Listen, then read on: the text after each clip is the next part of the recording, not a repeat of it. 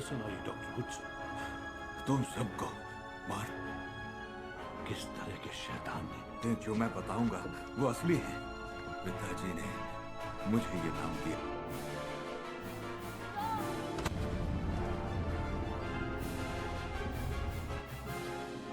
उसे अभी चलो खाओ। क्या था? और मैं दीवार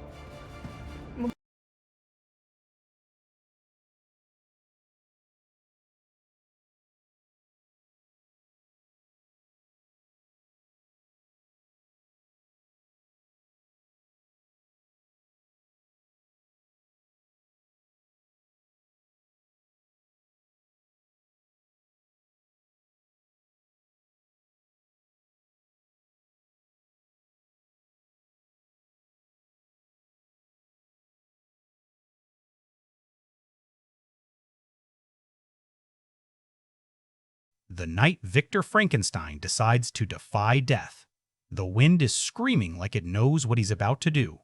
Rain claws at the stone walls of the laboratory, slipping through cracks, soaking old books and rusted instruments that haven't felt human hands in years. Lightning flashes, bleaching the room white for half a heartbeat, and in that instant, Victor's shadow stretches across the ceiling, tall, warped, almost monstrous. He doesn't notice. His hands are shaking too badly, not from the cold, from anticipation, from terror, from the unbearable idea that, in a few moments, the dead might listen to him. He moves between tables cluttered with stitched flesh and humming machines, each step echoing like a countdown. Every body part here has a story, a life that ended too soon, a life Victor told himself he was honoring. That lie tastes bitter now. The smell of chemicals burns his nose, mixing with something worse, old blood, damp earth, decay. He swallows hard and adjusts the electrodes embedded in the massive form on the slab. The figure is enormous, assembled with obsessive care, skin pale and uneven beneath harsh lantern light. Victor avoids its face. He always does. Looking feels intimate, dangerous. Hours earlier, he was still a man of reason, a celebrated scientist, a son trying desperately to outrun grief. His mother's face had haunted him since the funeral, pale lips parted as if she wanted to say something he'd never hear. That silence broke him, so he filled it with equations, with theories, with a promise whispered into the dark: death is not the end, not if I can help it. But standing here now, surrounded by the proof of his obsession, doubt presses on his chest until breathing hurts. Thunder detonates overhead. The machines respond, needles twitching, dials trembling as if the room itself is nervous. Victor wipes sweat from his brow and checks the final switch. This is the moment he imagined 1,000 times, triumphant, radiant, godlike. Instead, his stomach twists. A thought intrudes, sharp and unwelcome. This is a mistake. He pushes it down. Too late for fear. Too late for mercy. He pulls the lever. Power surges through copper coils and steel rods, a violent hum filling the air. Light explodes around the slab, arcs of electricity snapping like wild animals. Victor staggers back, heart slamming against his ribs. The body convulses once, twice, then goes still. Silence crashes down, heavier than the thunder. Smoke curls upward. The smell of ozone stings his eyes. Victor waits, barely breathing, counting seconds that stretch into something endless. Nothing. A laugh bubbles up, thin and hysterical. Of course, he's failed. Again. He steps closer, reaching out despite himself, fingers hovering inches above cold flesh. That's when the hand twitches. Victor freezes. His breath catches painfully in his throat. He watches, horrified and entranced, as stiff fingers curl inward with agonizing slowness. Another flash of lightning reveals movement beneath the skin, a ripple like something waking from a deep, confused sleep. The chest rises, falls, a breath, real, wet, alive. Victor stumbles back, knocking over a tray of instruments that clatter to the floor, their noise obscene in the sudden quiet. The creature's eyes snap open.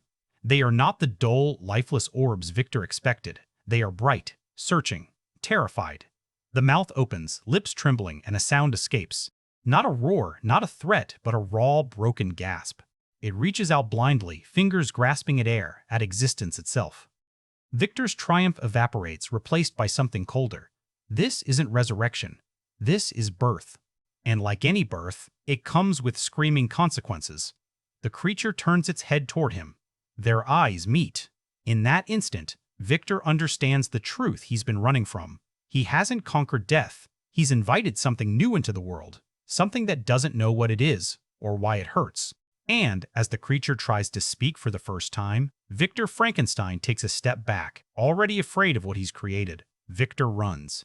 Not out the door, not yet, but backward, until his spine slams into the stone wall and knocks the breath from his lungs. His mind refuses to catch up with his eyes. The creature sits up on the slab, movements jerky and uncertain, like a newborn deer learning gravity the hard way. Muscles twitch beneath stitched skin. Breath comes in ragged pulls. Every sound it makes scrapes raw against Victor's nerves. He presses a trembling hand to his mouth, trying to quiet his own breathing, as if silence might undo what he's done. The creature swings its legs over the side of the table. Its bare feet hit the floor with a wet slap. The sound is wrong. Too heavy. Too real. It looks down at its own body, fingers brushing over scars, seams, the foreign landscape of itself. Confusion clouds its face, then pain. A low moan crawls out of its throat. Victor feels it like a hook in his chest. This wasn't supposed to hurt. He told himself that 1,000 times. But pain, it seems, is the first language of life. "Stay back," Victor whispers. His voice cracks thin as glass. He doesn't know who he's talking to. Himself, the creature, God. The creature's head jerks up at the sound. Eyes lock onto Victor again. There's no malice there, just need, just terror. It takes a step toward him, arms outstretched, fingers shaking. A single word tries to form on its lips. It fails, collapsing into a guttural sound that carries desperation more than threat. Victor can't take it. He turns and bolts. He tears through the corridor, boots slipping on damp stone, heart pounding so hard it blurs his vision. Behind him, something crashes, a clumsy stumble. Then footsteps. Heavy, uneven, following. Victor bursts out into the storm, rain hammering down, soaking him instantly. He doesn't look back. He can't. The world narrows to breath and pain, and the knowledge that whatever he made is loose in the dark. By morning, the city wakes to rumors. A dock worker swears he saw a giant moving through the fog by the river, hunched and bleeding. A child screams about a patched man, watching from an alley before vanishing when adults arrive. Victor hears none of it. He's locked himself in his room, curtains drawn, hands still shaking as he scrubs them raw in a basin of cold water. The blood won't come off. Not really. It's soaked deeper than skin. Days pass in a blur of fevered sleep and waking panic. Every sound outside his door feels like an accusation. Every knock of wood, every footstep in the hall sends his pulse racing. He tells himself the creature fled the city, that it drowned in the river, that it never learned how to survive. These lies are fragile, and he knows it. They shatter the moment he hears a familiar voice downstairs. Victor? Henry Clerval, his oldest friend. The sound of it is almost unbearable. Victor stumbles down the stairs, forcing a smile that doesn't reach his eyes. Henry freezes when he sees him. Hollow-cheeked, wild-eyed, a man hollowed out by something he can't name. "You look like hell," Henry says softly. "What happened to you?" Victor opens his mouth, closes it. The truth crowds his throat, screaming to be released, but he swallows it down. Work, he manages. Too much work. Henry doesn't believe him. He studies Victor the way he used to, back when they were boys, and Victor tried to hide bruises from bullies he never talked about. "You need rest," Henry says. "And air. Come with me, just for a walk." Against his better judgment, Victor agrees. The city feels different now. Smaller. Closer. Every shadow seems to move on its own. They pass a group of guards murmuring in low voices. Henry glances over. "Did you hear?" he asks. "Someone was killed last night. Tore the man apart. Like an animal." Victor stops walking. The world tilts. The sounds of the street fade into a dull roar. "What?" he whispers. "By the old mills," Henry continues, unaware. "They say whatever did it wasn't human. Left marks."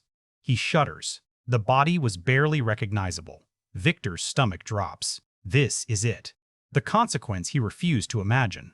He sees it clearly now. Those massive hands, strength unchecked by understanding, fear turning into violence. He wants to scream, to confess, to run. Instead, he nods, numb, as Henry keeps talking.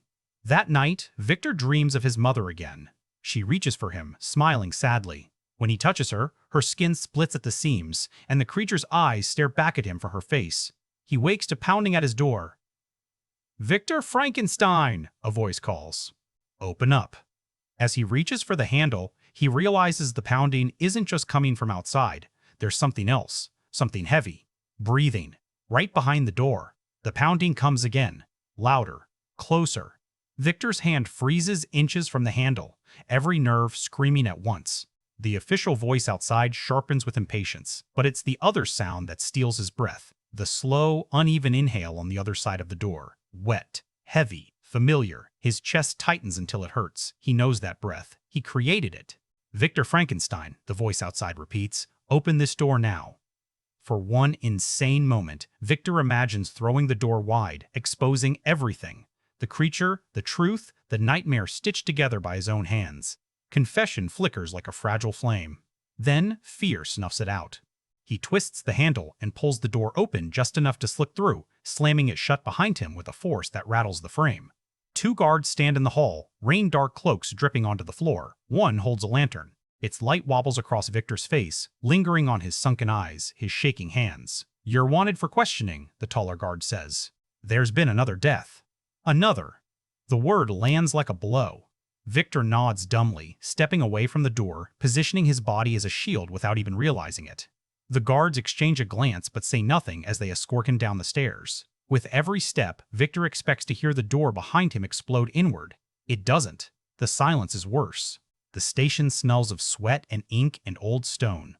Victor sits under the lantern's glare, fingers knotted together, while questions rain down. Where were you last night? Did you know the victim? Have you seen anything unusual? Each one feels like a trap. He answers carefully, truth-bending just enough to pass for lies. No, no, no. His heart pounds so loudly he's sure they can hear it. They let him go near dawn. Outside, the city is bruised with fog, streets slick and empty. Victor stumbles home, every shadow twitching at the edge of his vision. When he reaches his building, his blood runs cold. The door to his room hangs open, wood splintered around the lock. Something big forced its way in. Inside, the room is wrecked. Furniture overturned, books ripped apart, pages scattered like dead birds across the floor. The basin is shattered. On the far wall, carved deep into stone by unsteady hands, is a single word. WHY. Victor's knees buckle. He sinks to the floor, staring at it, chest heaving. The question pulses with accusation. Why did you make me? Why does it hurt? Why am I alone? He squeezes his eyes shut, but the word burns itself into him. This isn't a beast rampaging blindly. This is a mind waking up in pain. That night, Victor doesn't sleep. He sits with his back against the wall, knife clutched in his hand, jumping at every creak. When exhaustion finally drags him under, he dreams of snow and fire and a voice calling his name with aching familiarity. He wakes to sunlight and to silence. No destruction, no message. The creature is gone. Weeks pass, the killings stop, the city exhales, tension loosening, guards returning to bored routines. People whisper less, smile more. Victor should feel relief. Instead, dread coils tighter with each quiet day. He knows the creature didn't die. It learned, it left, and wherever it is, it's thinking. Winter comes early in the mountains. Victor travels north, chasing rumors he tells himself are coincidence. A shepherd speaks of a giant moving along the ridges at night. A hunter mentions strange footprints in the snow, too large, too deep. Each story pulls Victor farther from home, higher into the cold, where the air burns his lungs and the world feels stripped down to bone. He finds the creature by accident. A frozen lake. A figure standing at its center, back turned, massive shoulders hunched against the wind. The creature looks different, leaner, scarred, wrapped in stolen cloth. It turns slowly as Victor approaches, eyes locking onto him with a clarity that steals his breath. You, the creature says. The word is rough, forced out like it hurts to shape, but it's unmistakable. Speech. Victor stumbles back, horror and awe colliding inside him. You can talk, he whispers. I learned, the creature replies. Its voice is deep, cracked, threaded with pain. I watched. I listened. No one saw me. No one wanted me. Guilt surges through Victor, hot and choking. I never meant... You left, the creature interrupts. Anger flickers across its face, sharp and sudden. You ran. I woke up alone in the dark. The wind howls across the ice, carrying the weight of everything unsaid. The creature takes a step closer, then another. Its eyes are burning now, not with rage, but with something far worse. Expectation. You owe me, it says, and Victor realizes this is no longer about creation. It's about responsibility. The ice cracks beneath Victor's boots as he retreats, the sound sharp as a gunshot in the open air. The creature stops instantly. listens. Its balance is perfect, effortless, as if the frozen world obeys different rules for it. Victor's mind races, grasping for the scientist's distance he's lost. "I didn't know," he says, voice shaking. "I didn't know you could think." "Feel." The creature's mouth tightens. "You knew enough to leave," it says. Each word lands heavier than the last. I woke in pain. Light burned my eyes. Sound stabbed my head. I reached for you. Its hand curls slowly into a fist. No one answered. Victor opens his mouth to argue, to defend himself with fear and shock and excuses. But the words rot before they escape. The creature gestures toward the mountains, vast and merciless. I wandered. Hungry, cold. I learned fast. A pause. I had to. Images spill out as it speaks. Nights sheltering in caves, gnawing hunger, twisting its gut. Villages glowing with warmth that dared not enter. Faces that turned to horror the moment they saw him. Stones thrown. Screams. Fire. The creature's voice remains steady, but its eyes betray the truth. Every memory carved into it like another scar. I tried to be gentle, it says quietly. I watched a family from the woods. They laughed. They shared food. I helped them at night when they slept. Chopped wood. Fixed walls. I thought, if they knew me, they would accept me. Victor's heart sinks. He already knows how this ends. When they saw me, the creature continues, bitterness creeping in, they ran, called me demon, monster. Its gaze sharpens. They saw what you made, not what I am. The word monster echoes in Victor's skull, ugly and familiar. He's heard it whispered in the city, spat by guards, hissed by frightened mouths. He's used it himself, silently, when fear outweighed responsibility. Now it's turned back on him. You murdered, Victor says, desperation breaking through. People are dead because of you. The creature flinches. Just for a second. Then its jaw hardens. I killed because I was alone, it says. Because pain teaches quickly. You made me capable of suffering. Then you abandoned me to it. The truth slams into Victor with sickening clarity. This isn't a beast gone wrong. This is a consequence. A mirror held up to his own arrogance. He whispers, "What do you want from me?" The creature steps closer, ice groaning beneath its weight. "What you owe," it says. "I want what every living thing wants." Its voice lowers, almost fragile. Companionship. Victor recoils. "No," he breathes. "I can't. I won't make another." "Then I will destroy what you love," the creature says calmly.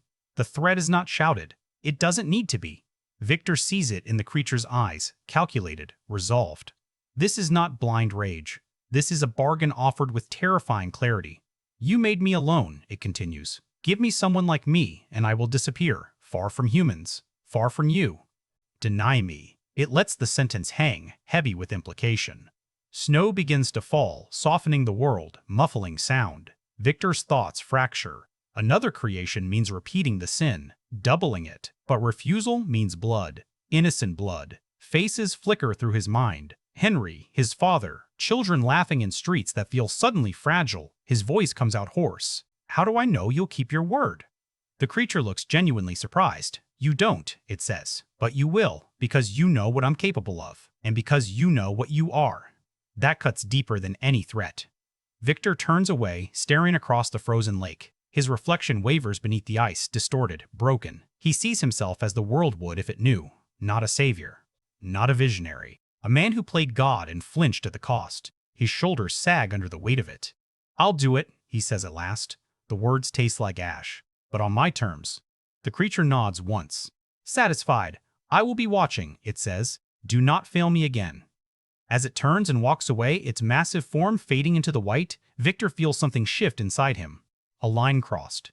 A promise made not out of hope, but fear. He understands now. The creature is not the villain of this story. He is. And as the snow closes over the lake, Victor knows the choice he's made will damn them both. Victor works in secret again, but this time, fear is his constant companion. He chooses a remote island battered by wind and sea, far from cities, far from anyone who might ask questions.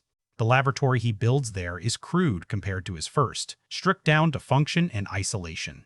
No applause, no wonder, just necessity. Each morning, he wakes to waves slamming against rock like a warning that never stops. Each night, he dreams of hands reaching for him through darkness, some stitched, some familiar. He tells himself this is mercy, that a second creature will end the violence.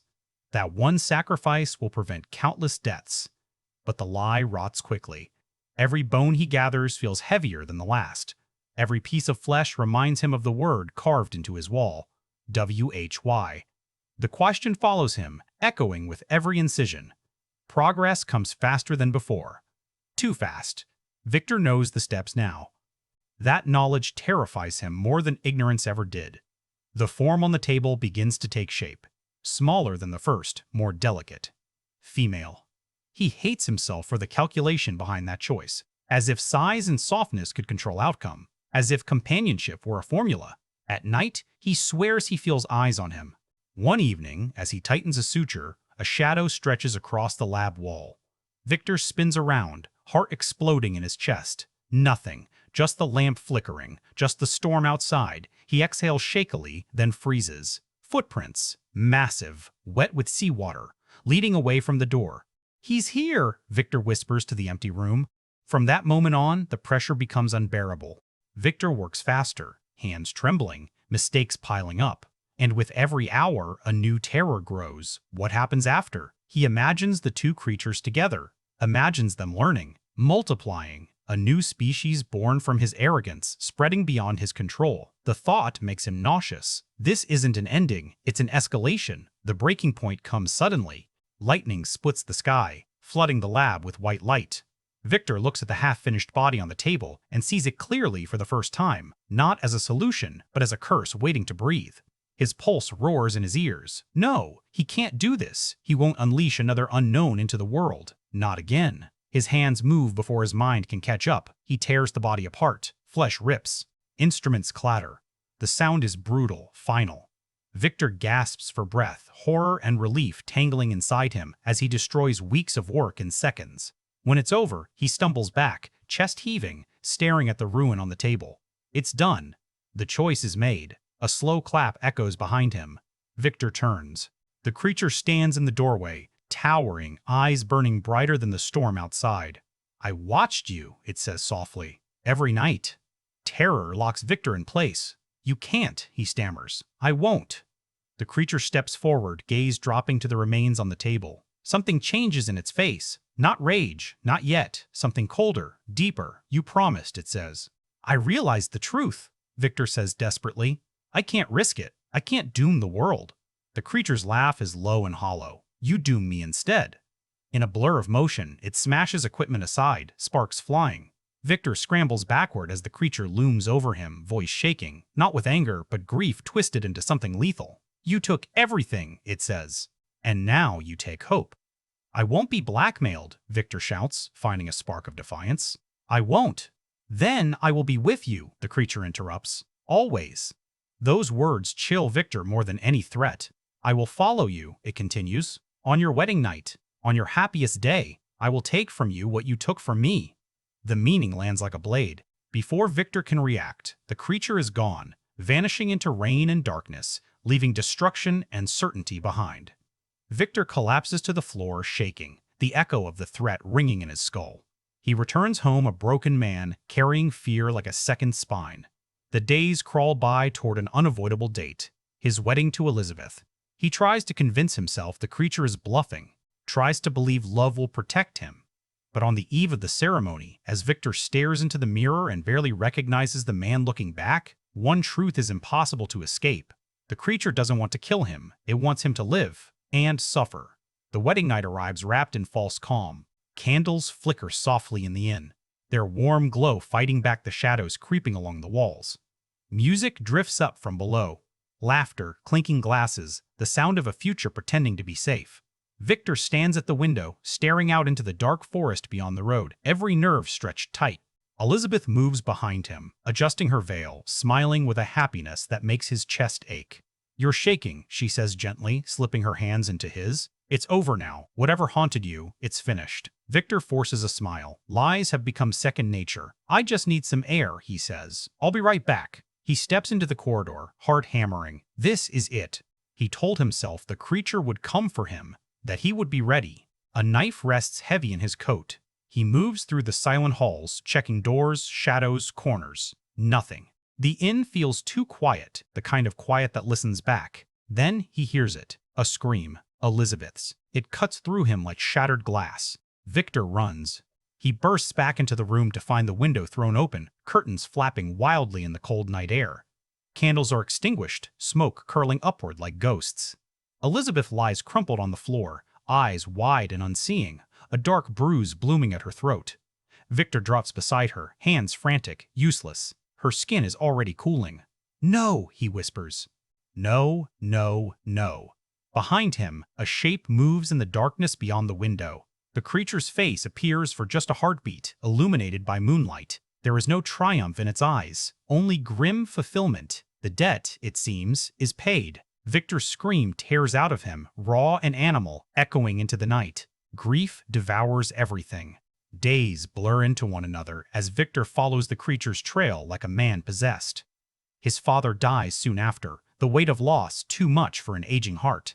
With every grave added to the earth, Victor's purpose hardens into something sharp and singular. No more running, no more fear, only pursuit.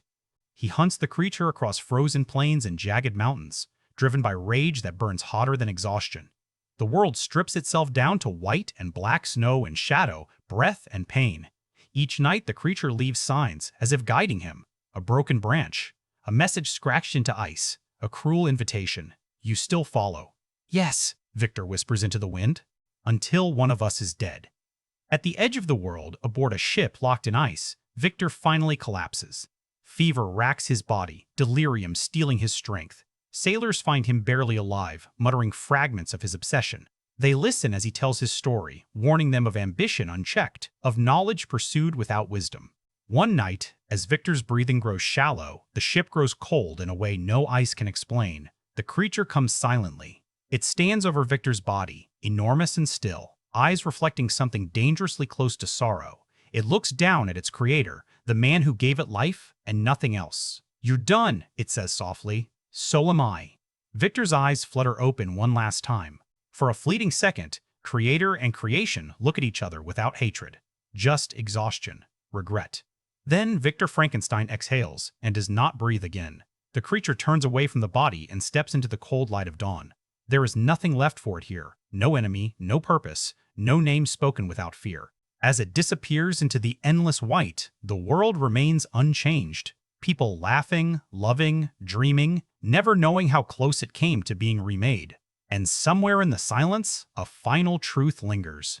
The real monster was never the thing stitched together in a laboratory. It was the man who could not take responsibility for what he created. The ice closes behind the creature like a door that never existed. It walks north, farther than maps dare to name, carrying the weight of a life that was never meant to be lived. The wind howls across the endless white, stripping sound from the world, leaving only the crunch of heavy footsteps and the slow rhythm of breath. Each step takes it farther from humanity and closer to a decision it has been circling since the moment Victor's heart stopped beating. Alone now, truly. It remembers everything, not in pieces, not in fragments, but whole. The first light that burned its eyes, the pain of its first breath, the way Victor looked at it with horror instead of wonder. It remembers kindness too, a blind old man who listened without seeing. A child's laughter before fear poisoned it.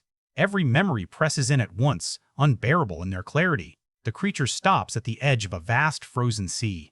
Ice stretches to the horizon, cracked and groaning, alive in its own slow way. This is as far as the world goes. Beyond this there is nothing waiting, no villages to terrorize, no creator to curse, no future written in blood. "I was born good," it whispers to no one. The words vanish instantly, swallowed by wind. It sinks to its knees, massive hands trembling as they press into the snow.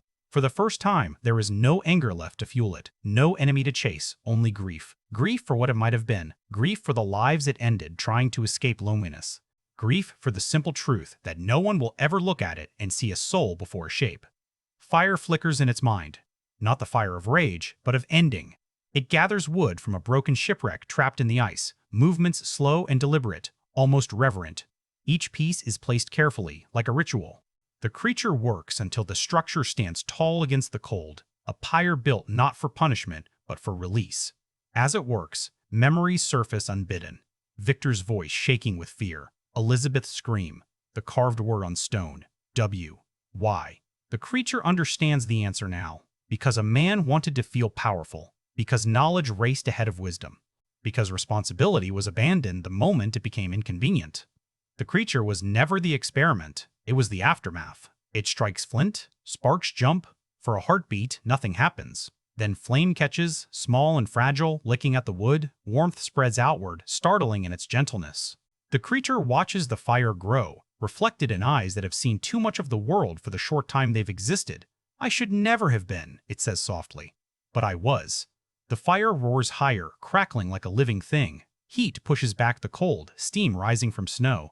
The creature steps closer, feeling warmth seep into flesh that has known mostly pain. This is not fear. It is peace, or something close enough to pass. As the flames climb, the creature looks up at the sky, pale, endless, indifferent. Somewhere far away, humanity continues on, ignorant of how close it came to birthing its own reflection. Perhaps that is mercy, perhaps it is cowardice. Either way, the story ends here. The creature steps into the fire. Flames wrap around it instantly, devouring cloth, climbing skin. Pain flares, but it is brief. Brief and honest. For the first time, the creature does not run from it. It stands tall as the fire consumes what Victor made, what the world rejected, what suffering shaped into something feared. There is no scream, only fire. When dawn breaks over the ice, there is nothing left but smoke drifting into a colorless sky. No body, no proof, just silence where a tragedy once walked. And somewhere, buried beneath snow and time, the lesson waits. Creation demands responsibility. Knowledge without compassion breeds monsters. And the greatest horror is not what we bring to life, but what we refuse to care for once it exists. The world moves on. But the echo of that mistake never truly fades. Guillermo del Toro has spent his entire career circling monsters, not as spectacles, but as emotional truths. Vampires, ghosts, amphibious gods, fascist generals, he treats them all the same way, as wounded beings shaped by cruelty and longing. So when he finally turns to Frankenstein in 2025, it doesn't feel like a new project, it feels like a destination.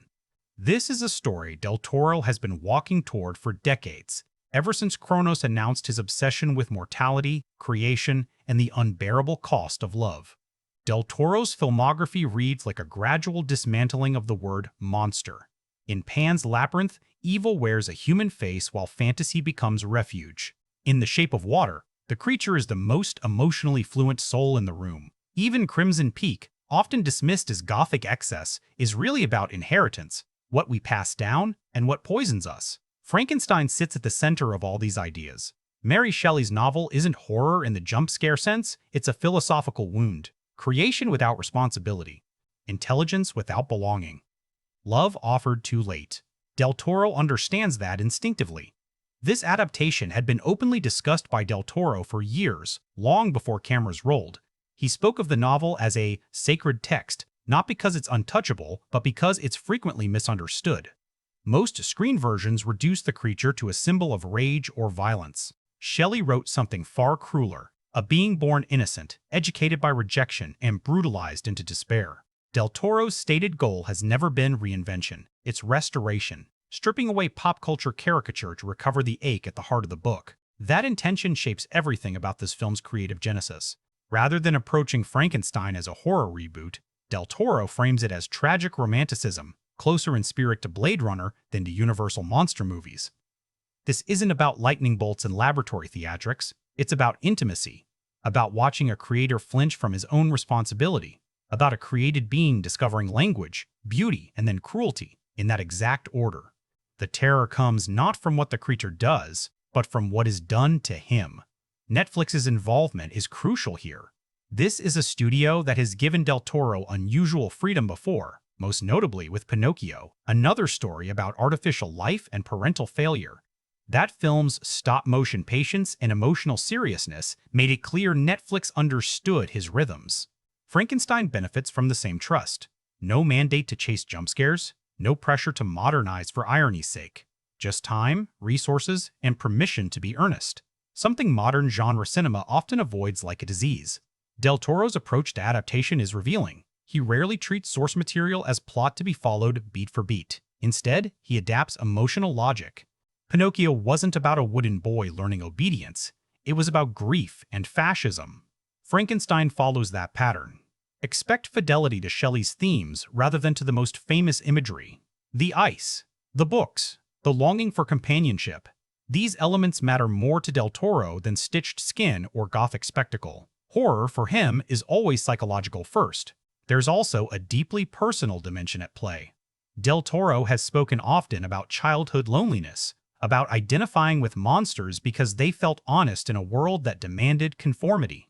That autobiographical current runs through Hellboy, The Devil's Backbone, and The Shape of Water. Frankenstein amplifies it. Victor Frankenstein isn't just a scientist here. He's an artist without ethics, a creator intoxicated by possibility and blind to consequence.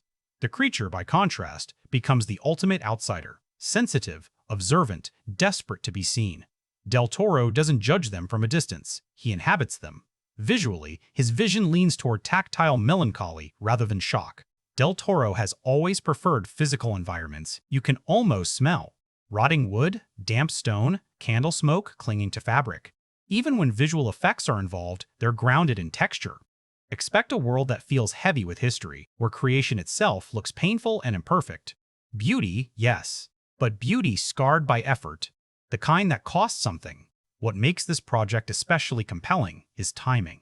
In an era obsessed with artificial intelligence, synthetic bodies, and creator accountability, Frankenstein suddenly feels less like a 19th century novel and more like a mirror.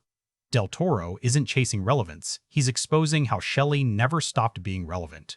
The fear isn't that we can create life, it's that we can abandon it once it exists. By choosing Frankenstein now, Del Toro isn't adding another monster movie to his resume, he's tying his themes together into a single statement. Innocence meets cruelty, creation meets responsibility, love meets fear. Everything he's explored before converges here, distilled into one story that refuses easy villains. But vision alone doesn't make a film.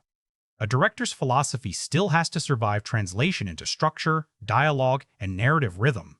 And that brings us to the next layer, the writing itself, where Shelley's language, Del Toro's sensibility, and modern storytelling had to find a shared voice. A vision like Del Toro's lives or dies on the page. You can have the most compassionate interpretation of Frankenstein imaginable, but if the script leans too hard into reverence, the film collapses under its own weight. Too loose, and it becomes just another remix. The challenge here wasn't whether to adapt Mary Shelley's novel. It was how to translate a book built on interiority, philosophy, and layered narration into something cinematic without flattening its soul. Shelley's original structure is famously unconventional. Letters within stories within memories. Voices refracted through other voices. It's a novel obsessed with mediation, how stories are told, who gets to speak, and whose suffering is filtered through someone else's guilt. Most adaptations simplify this into a linear rise and fall narrative centered on Victor. Del Toro goes in the opposite direction. His screenplay treats structure as meaning, perspective matters, who we listen to matters, and silence, just as importantly, becomes a form of testimony. The development process reportedly stretched over years, not because of indecision, but because of restraint. Del Toro resisted the urge to overwrite. His approach favors scenes that breathe, conversations that trail off, and moments where language fails altogether. The creature's education, often rushed through in other versions, becomes foundational here. Words are not just tools, they're revelations. Each new concept the creature learns reshapes his understanding of himself and the world, and the script tracks that evolution with almost painful patience. One of the boldest choices lies in how the screenplay handles sympathy. Victor Frankenstein is not softened, but he isn't villainized either.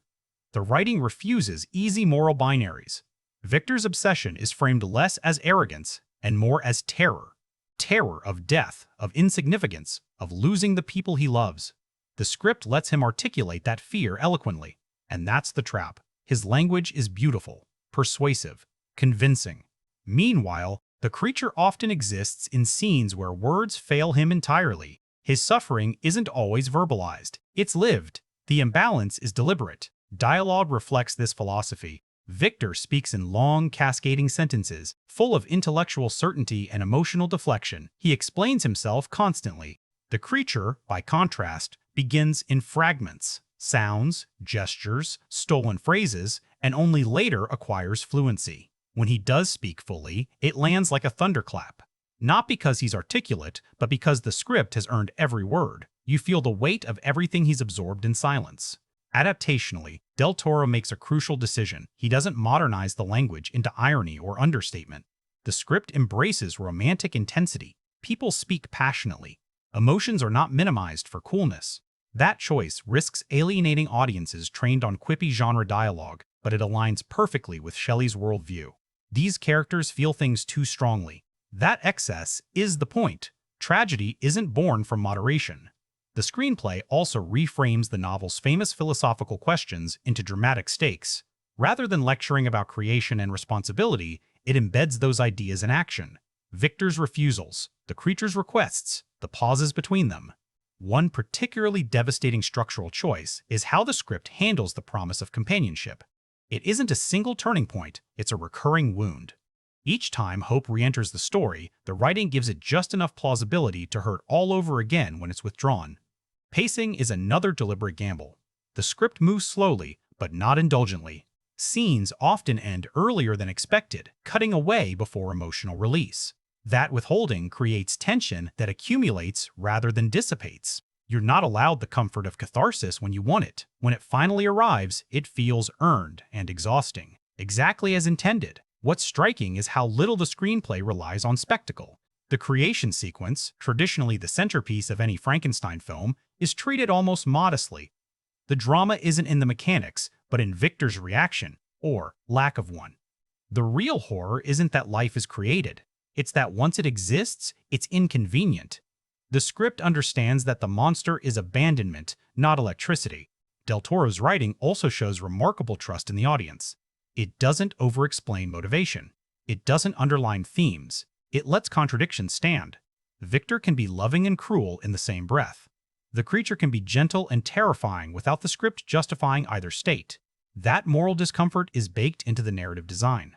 By the time the story moves toward its inevitable tragedy, the screenplay has quietly reversed expectations. Victor, the eloquent narrator of his own suffering, feels smaller with each scene. The creature, once voiceless, grows into the emotional center of the film, not through sentimentality, but through accumulation. Pain layered on pain, rejection stacked until it becomes identity. This is writing that understands. Frankenstein is not a cautionary tale about science. It's a story about responsibility deferred until it's too late. The script doesn't ask whether Victor should have created life. It asks why, once he did, he refused to love it. And none of that matters unless the right people are chosen to embody those words. Because with characters this emotionally exposed, casting isn't logistics, it's destiny. Casting Frankenstein is an act of moral positioning. Choose wrong, and the entire film collapses into caricature. Choose safe, and it becomes forgettable. Del Toro knows this better than most. His films live or die on whether audiences believe in beings who shouldn't exist or shouldn't be trusted. For this project, casting wasn't about star power alone. It was about faces that could hold contradiction without explanation. The role of Victor Frankenstein demanded an actor capable of intellectual ferocity and emotional cowardice at the same time. Not madness, not melodrama. Control. Someone who could convince you that brilliance excuses cruelty, at least for a while. Del Toro's preference here leans toward performers who think on-screen actors whose silences feel busy, whose eyes are always calculating outcomes. Victor doesn't need to shout, he needs to rationalize. The casting reflects that philosophy, favoring precision over volatility. What makes the choice especially sharp is how the actor's previous roles echo Victor's psychology.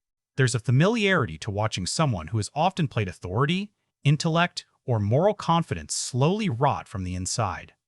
Del Toro weaponizes that familiarity. You trust this face.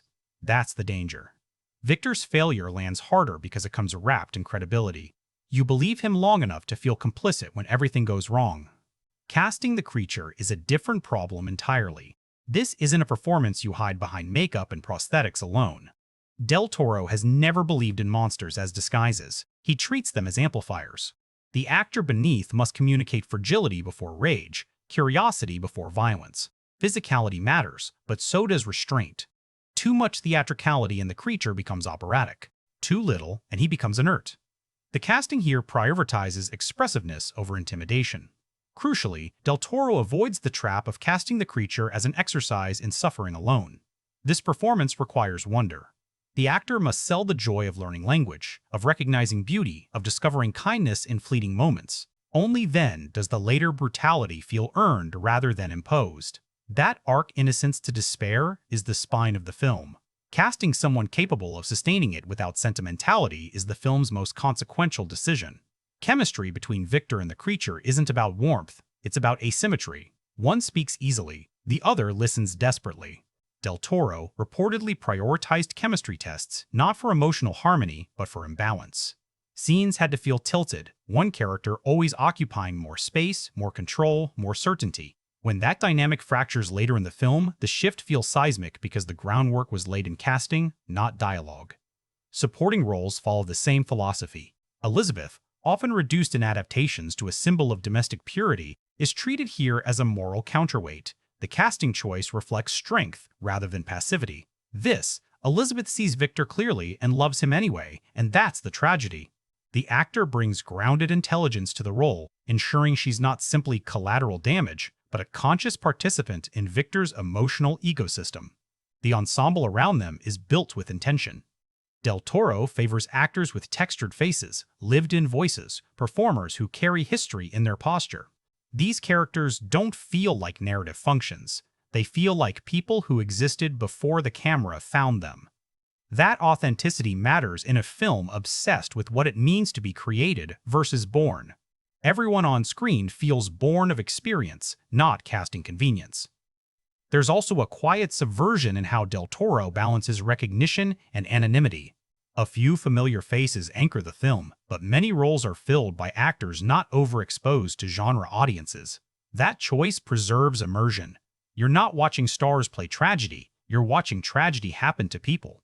It's a subtle but powerful distinction, especially in a story where empathy is the currency. Behind the scenes, Del Toro's collaborative casting process plays a role.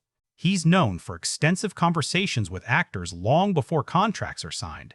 These aren't auditions in the traditional sense, they're philosophical interviews. He wants to know how performers interpret monstrosity, responsibility, fear. That intellectual alignment matters. The film demands actors who understand not just their characters, but the moral terrain they're walking through. What ultimately unites the cast is vulnerability.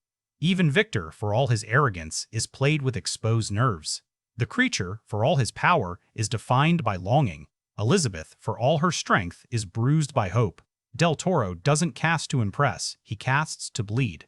Every face on screen feels capable of breaking, and that shared fragility binds the ensemble into something cohesive and devastating. By the time the film begins unfolding, casting choices stop feeling like decisions and start feeling inevitable. These are not actors playing roles, they are vessels for ideas that hurt to hold. And once those ideas collide, once performance meets material, the film's emotional machinery truly comes alive. Because casting sets the stage. Performance is where the tragedy actually breathes. The heart of Frankenstein lives or dies in performance, and Del Toro knows exactly where to place the weight. This isn't a film powered by plot twists or spectacle. It's powered by faces, by what happens when a thought flickers behind someone's eyes and they choose, fatally, not to act on it. The tragedy isn't engineered through events, it's performed into existence. Victor Frankenstein's arc is built on control.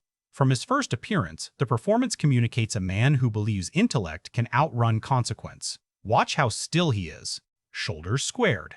Voice measured. Even moments of excitement are contained, filtered through reason. That restraint is doing heavy lifting. It tells you everything about how Victor sees himself, superior, composed, justified. And that's exactly why his moral failure cuts so deep. This is not a man undone by chaos. He's undone by certainty.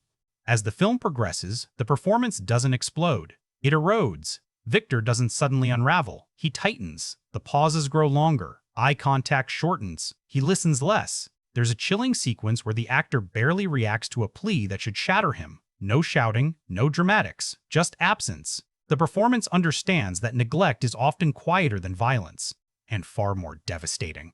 What makes this portrayal resonate is its refusal to solicit sympathy cheaply. Victor's fear is palpable, yes, but it's fear of inconvenience, of responsibility, of being tethered to something he cannot control. The actor lets those impulses surface without apology. You recognize them. That recognition is uncomfortable. Del Toro doesn't want you to hate Victor. He wants you to see yourself in him, just enough to feel implicated. Then there's the creature. This performance carries the entire moral weight of the film, and it does so with astonishing discipline. Early scenes are almost wordless. Movement is tentative. The body seems unsure of gravity, of scale, of how much space it's allowed to occupy. This isn't the lurching monster of tradition, it's a being negotiating existence one step at a time. Curiosity radiates from every gesture. The brilliance here lies in progression. The creature's physicality evolves alongside his consciousness. At first, reactions are delayed, as if sensation has to travel further to reach understanding. Later, responses sharpen. Emotions arrive faster. Pain lands harder. When language finally comes, it's not theatrical. It's precise. Each word feels chosen, not learned.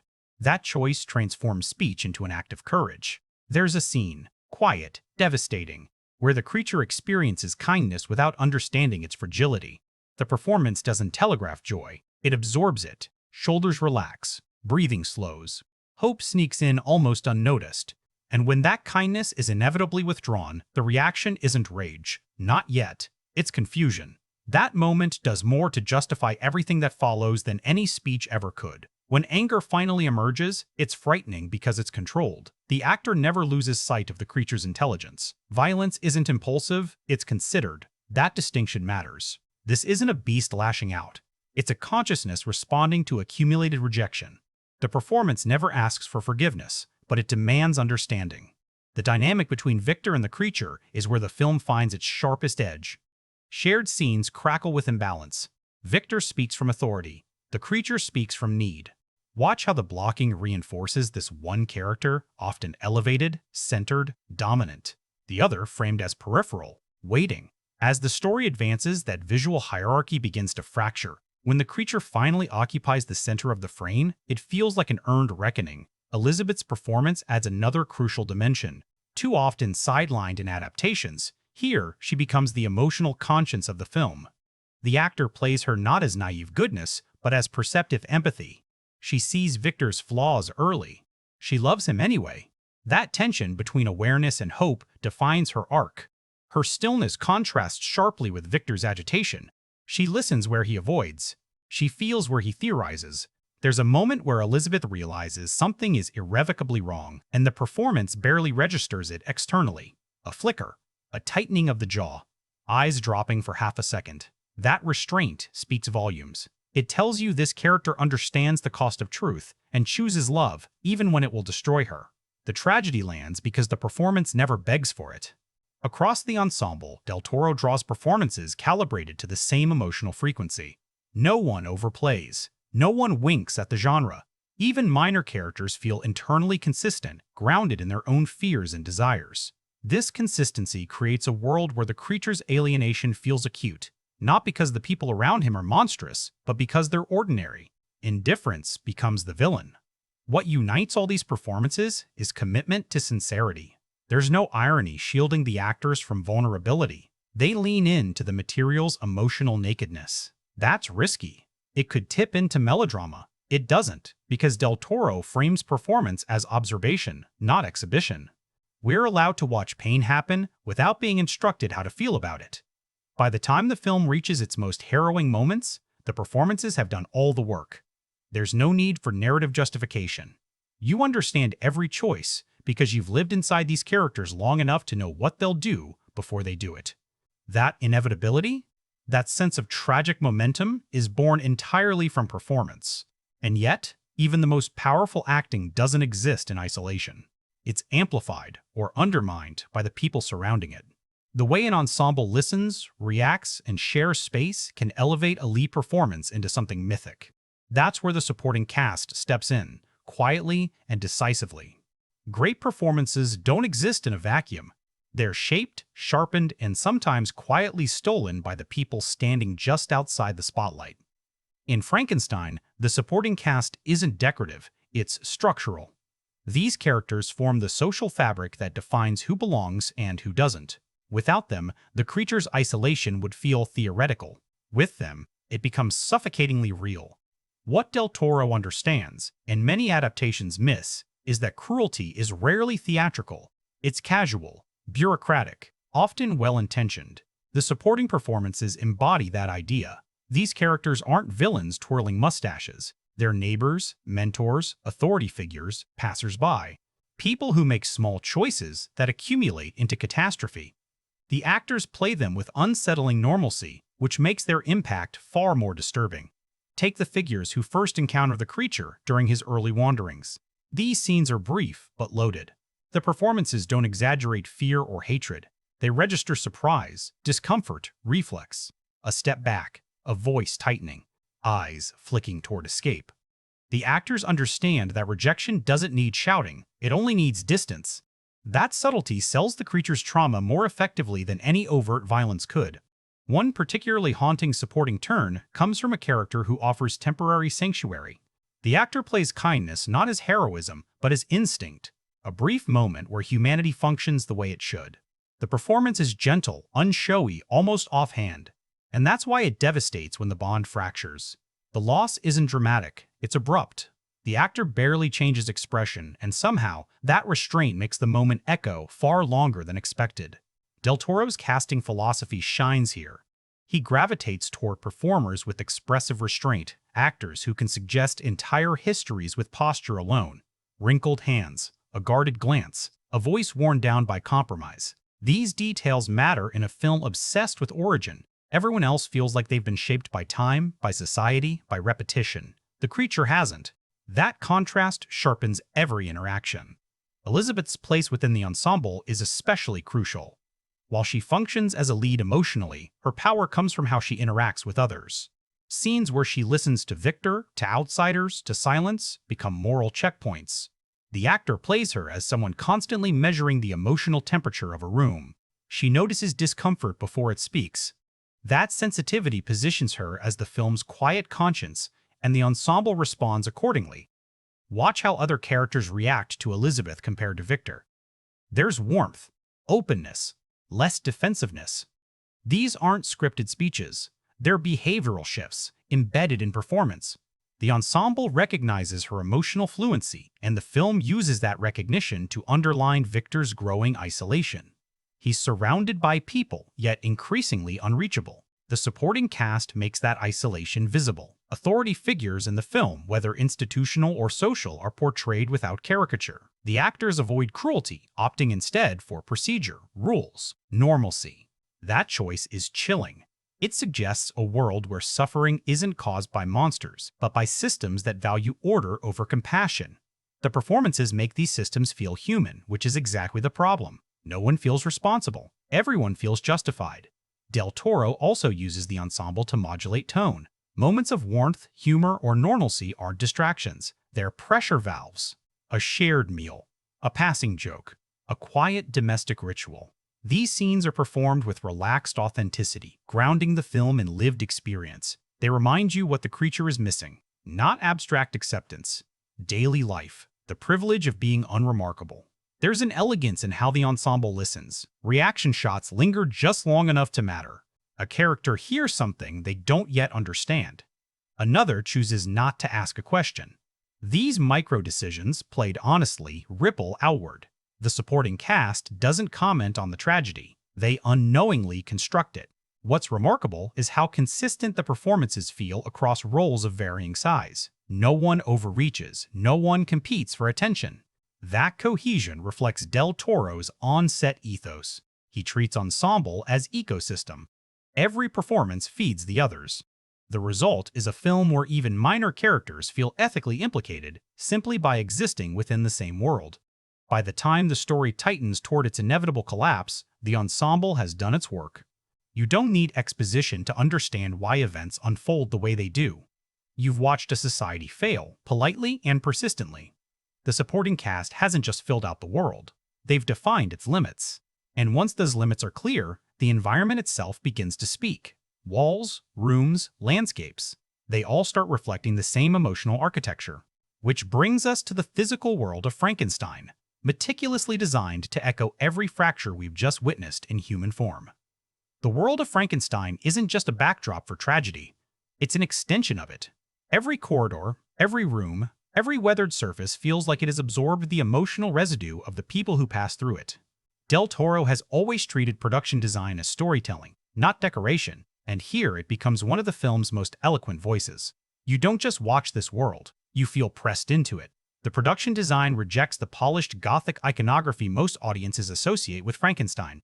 There are no exaggerated arches screaming horror, no theatrical laboratories built to impress. Instead, the spaces feel functional, worn, and human. Stone is chipped, wood is warped, metal shows fatigue. These environments weren't constructed for spectacle, they were built to be lived in. That choice grounds the story in material reality, making the moral questions feel uncomfortably close. Victor's spaces tell you everything about him before he speaks. His work environments are orderly but cold, meticulously arranged yet emotionally sterile. Objects are placed with intention but not affection. Tools dominate.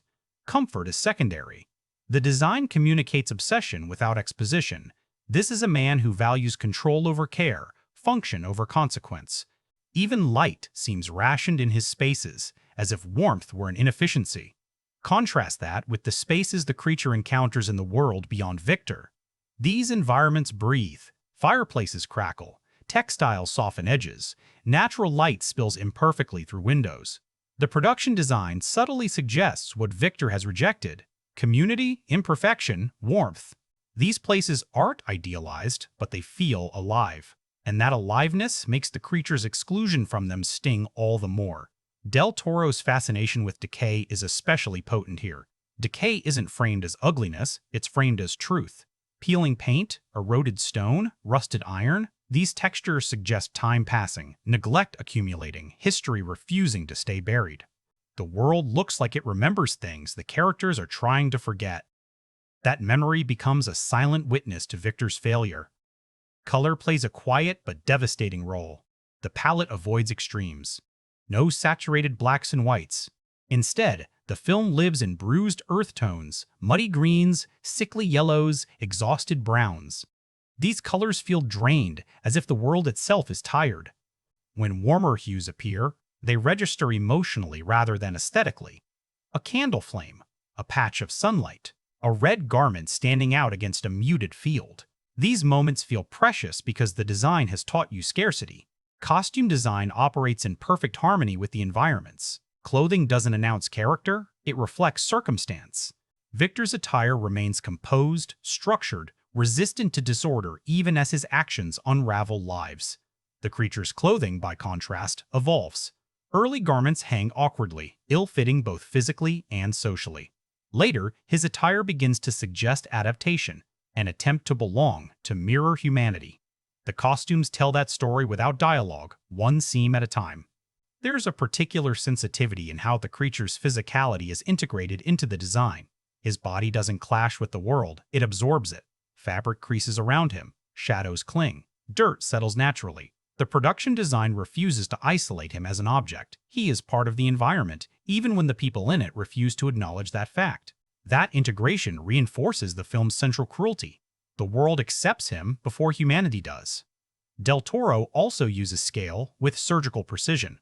Some spaces dwarf the characters, emphasizing insignificance. Others feel claustrophobic, pressing inward, denying escape. Victor often occupies rooms that feel too large, echoing his isolation and emotional distance.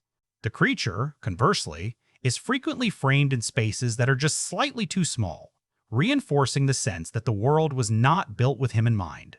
These spatial dynamics operate subconsciously, shaping emotional response without calling attention to themselves. One of the most striking design choices lies in restraint. There's no visual excess screaming for admiration. The design trusts accumulation. Detail layered upon detail until authenticity emerges. Look closely and you'll find evidence of prior lives everywhere. Scratches on tables, repairs done poorly, objects repurposed rather than replaced.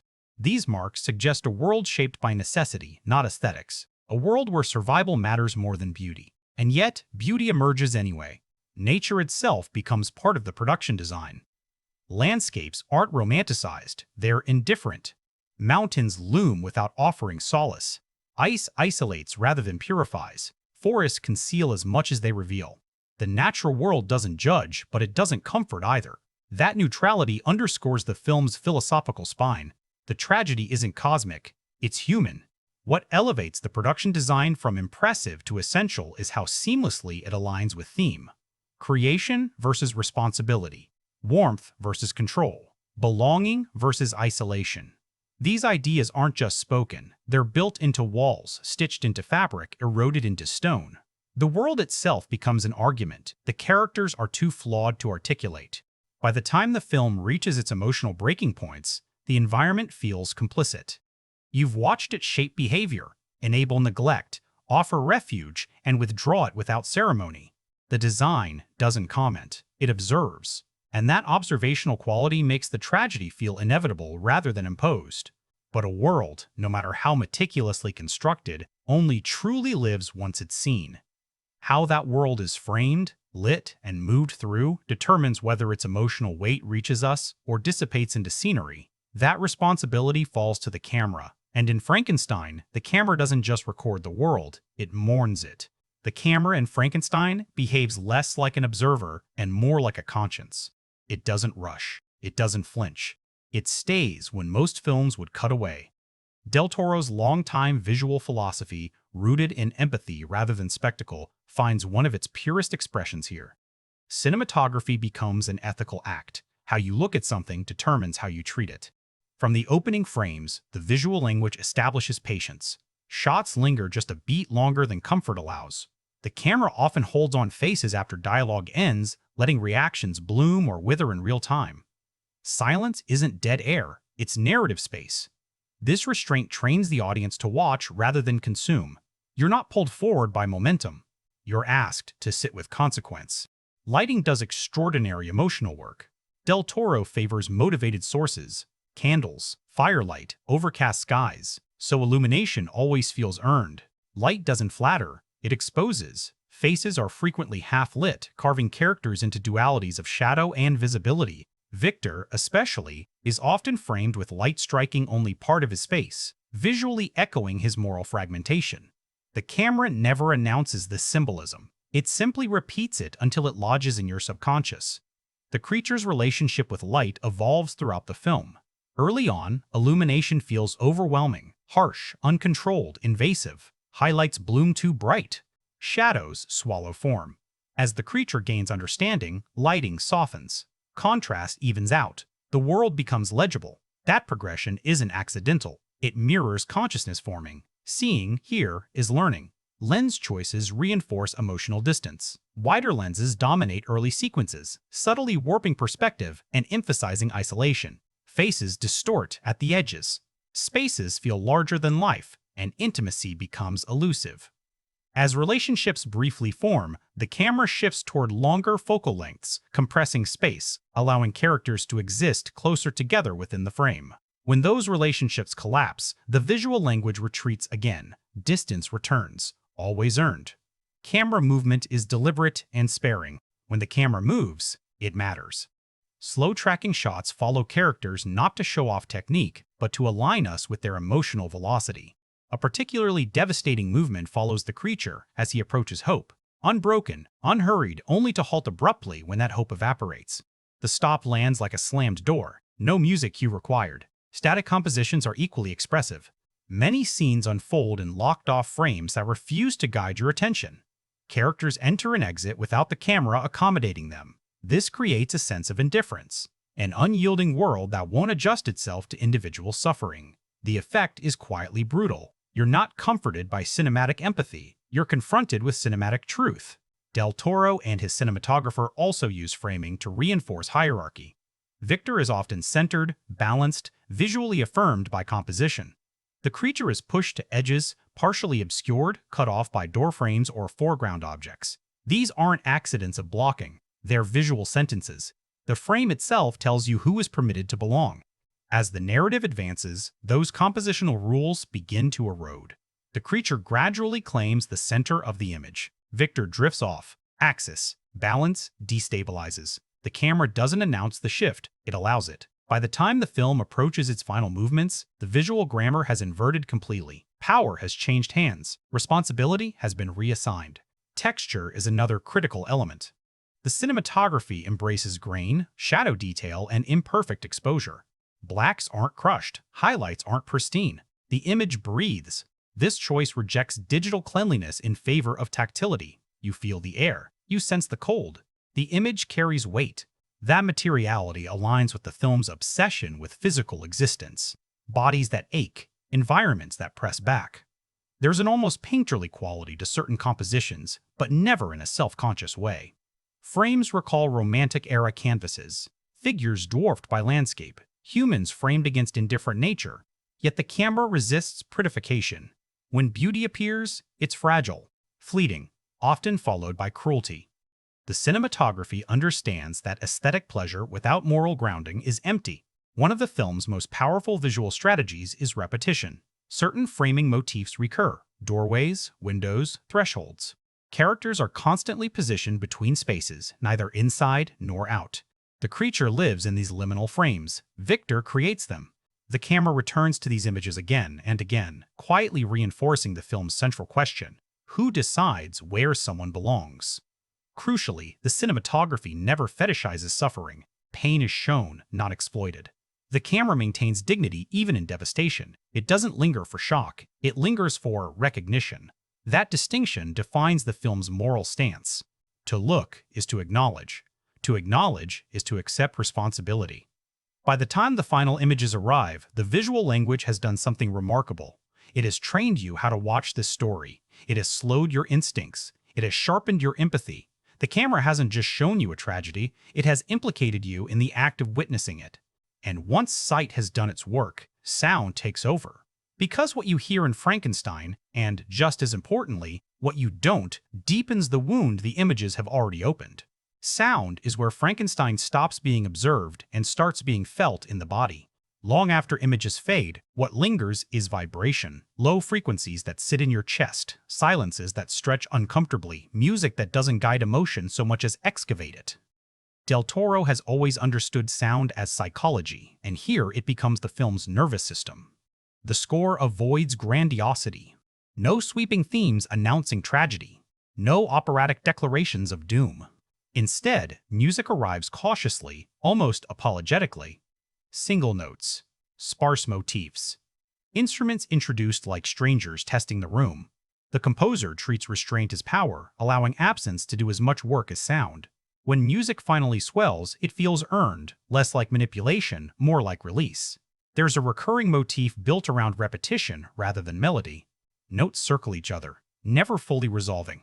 This looping quality mirrors the film's emotional structure: desire expressed, denied, revisited, denied again. The music doesn't progress so much as accumulate weight. Each return carries residue from the last, just as the creature's experiences stack into identity. You're not reminded of earlier scenes intellectually, you feel them echo. What makes the score especially effective is its refusal to assign clear moral alignment. Victor doesn't receive a heroic theme. The creature isn't underscored as menace. Music hovers in ambiguity, shifting subtly depending on perspective. A motif associated with creation later reappears in moments of loss, recontextualized entirely. Same notes, different wound. That fluidity reinforces the film's rejection of binary morality. Sound design fills the spaces music deliberately leaves open. The world is alive with texture, fabric brushing skin, breath catching in cold air, wood creaking under weight. These sounds aren't heightened, they're intimate. Often mixed just a touch louder than expected, they pull you closer to the physical experience of being in these bodies. You don't just watch the creature walk, you hear the effort in each step. Silence is weaponized. Not clean silence, but heavy silence. The kind where ambient noise thins until you're acutely aware of your own breathing. Del Toro uses these moments sparingly, but decisively. Conversations end, and the room doesn't fill with score. It empties. That emptiness becomes accusatory. It asks you to sit with what wasn't said, what wasn't done. One of the most devastating sonic choices comes during moments of rejection. Instead of punctuating these scenes with dramatic cues, the sound often drops away entirely or retreats into muffled distance. Voices blur. Environmental sounds flatten. The effect mimics dissociation, the sense of the world pulling away when trauma hits. It's subtle, it's brutal, and it respects the audience enough not to announce itself. Diegetic sound audio that exists within the world of the story is treated with unusual care. Fires crackle unevenly. Wind doesn't howl on cue, it interrupts. Footsteps echo when they shouldn't, disappear when you expect them. These inconsistencies make the world feel indifferent rather than theatrical.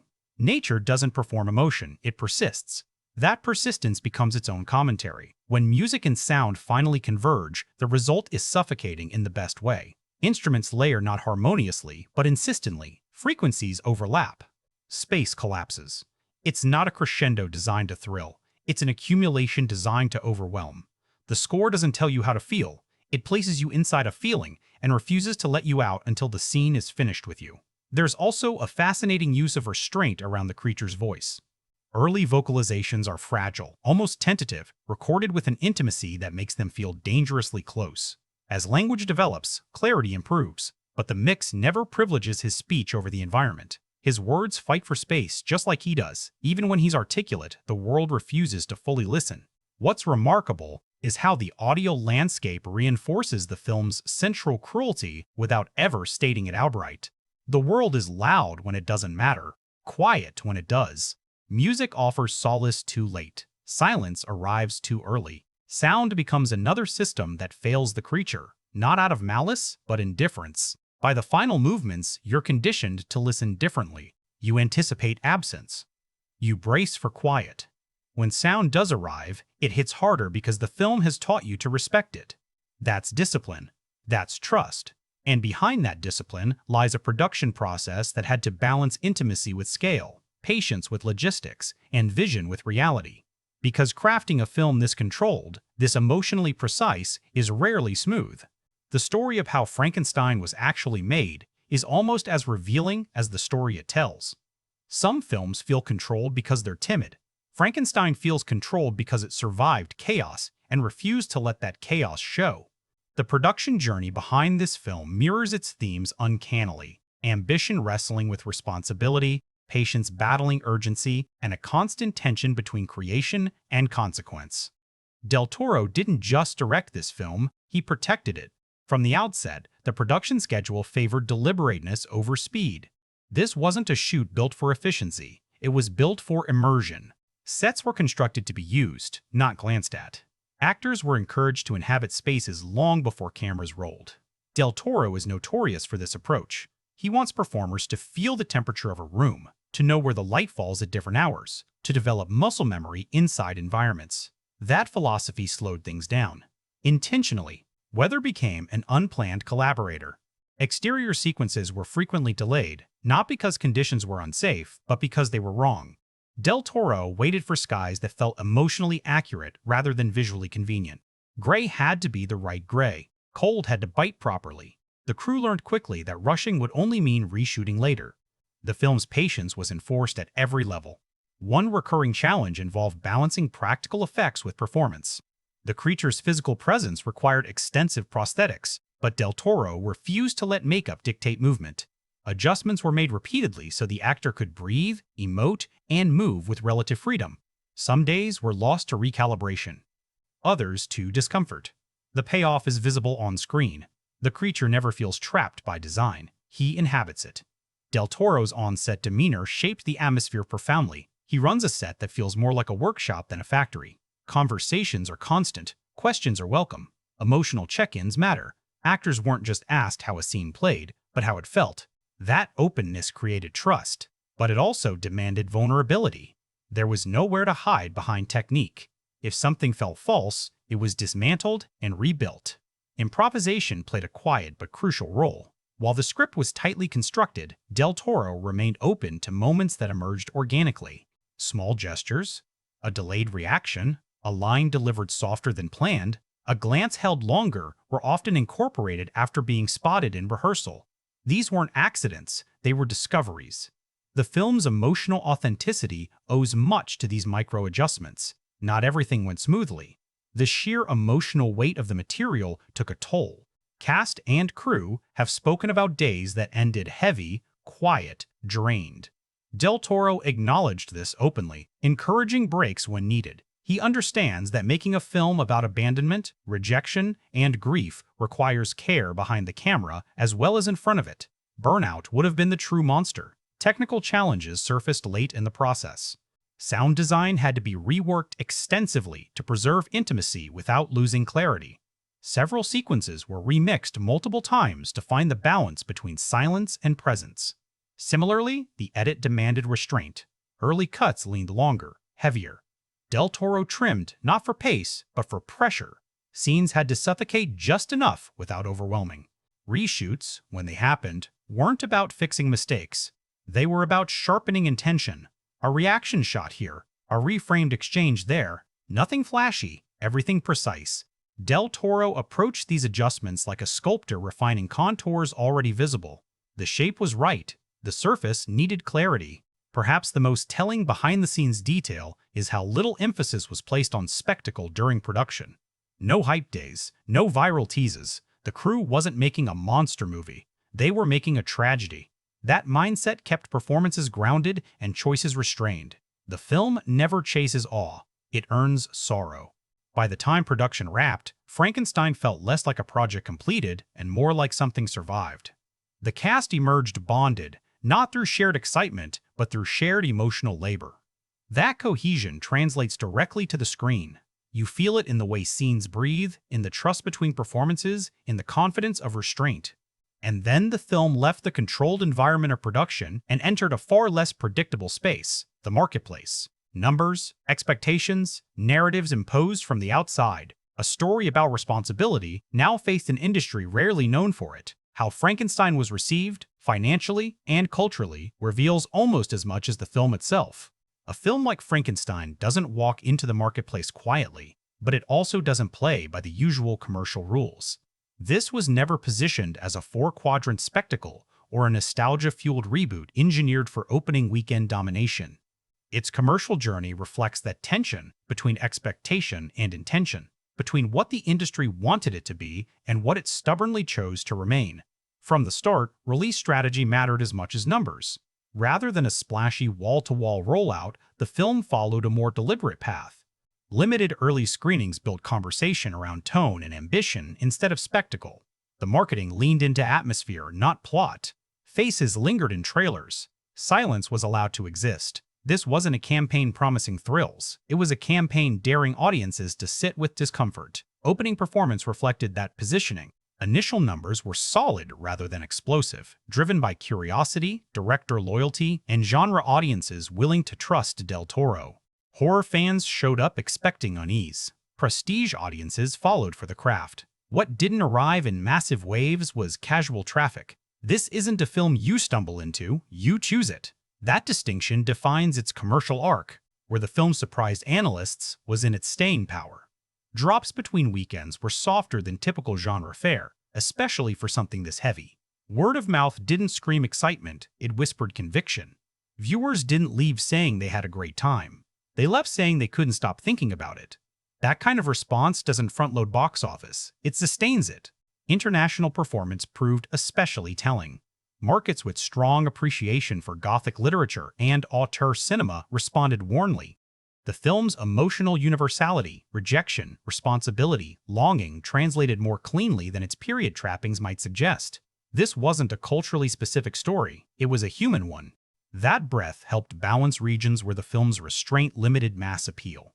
Streaming presence further complicated the traditional accounting. As a Netflix-backed project, Frankenstein exists in a hybrid economic space where success isn't measured solely in ticket sales. Completion rates, repeat viewing, long-tail engagement, all factor into the film's perceived value. And here, the film thrived. Viewers returned to it, discussed it, recommended it with caveats. It's heavy, but became the most effective marketing line of all. Merchandising, predictably, was minimal. No attempt to cutify the creature, no mass-produced iconography. This wasn't a brand extension machine. That restraint limited ancillary revenue but protected the film's integrity. In a marketplace obsessed with monetization, Frankenstein chose coherence. That choice won't excite shareholders, but it cements identity. Comparatively, the film's performance aligns more closely with Del Toro's The Shape of Water than with traditional horror reboots. Both films opened modestly, built slowly, and ultimately justified their existence through cultural presence rather than raw numbers. The difference here is tone. Frankenstein offers far less romance, far less comfort. Its commercial success, therefore, feels almost defiant. There's also value in what the film didn't do. It didn't chase jump scares to boost attendance. It didn't truncate its runtime for accessibility. It didn't soften its ending to widen appeal. Each of those choices likely cost money. Each of them preserved meaning.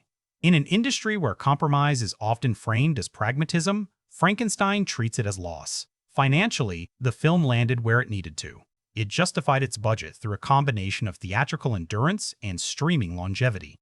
It didn't redefine box office ceilings, but it reinforced the viability of serious genre cinema. That matters, especially now, especially when risk aversion dominates studio decision-making. The real commercial impact may be less immediate and more influential. Frankenstein strengthens the case for director-driven adaptations that trust audiences to meet complexity halfway. It proves there's room financially and culturally for films that refuse simplification. That's not a number you see on opening weekend charts. It's a ripple you notice later. Of course, numbers tell only part of the story. A film's true value often reveals itself in conversation, in debate, in the way it lodges into culture and refuses to leave quietly. That's where Frankenstein found its most volatile afterlife. Because once critics and audiences began grappling with what the film actually was, not what they expected, it sparked reactions far more intense than any box office report could capture. By the time Frankenstein reached critics and audiences in full, the conversation fractured, and that fracture was the point. This was never going to be a consensus film. Del Toro didn't design it to be liked universally. He designed it to be confronted. The reception reflects that intent with remarkable clarity. Critical response settled quickly into admiration laced with unease. Reviewers praised the film's restraint, its seriousness, its refusal to dilute Shelley's moral weight into genre comfort. Words like somber, unforgiving, and patient appeared again and again, not as warnings, but as descriptors. Many critics framed the film as Del Toro's most austere work, a conscious stripping away of whimsy in favor of ethical reckoning. For some, that severity felt bracing. For others, punishing. The most consistent praise centered on empathy. Critics responded strongly to how the film recentered the creature as a thinking, feeling being rather than an icon of horror. Performances were singled out repeatedly, particularly the discipline of restraint, the way emotion was allowed to exist without musical or editorial handholding. The craftsmanship was rarely questioned. The debate lived elsewhere. That debate emerged around accessibility. Some critics admired the film while confessing emotional exhaustion. The pacing, deliberately unhurried, tested patience. The refusal to provide catharsis frustrated viewers conditioned to narrative relief. A common refrain surfaced: respect without affection. The film was admired more than loved, and Del Toro seemed perfectly comfortable with that distinction.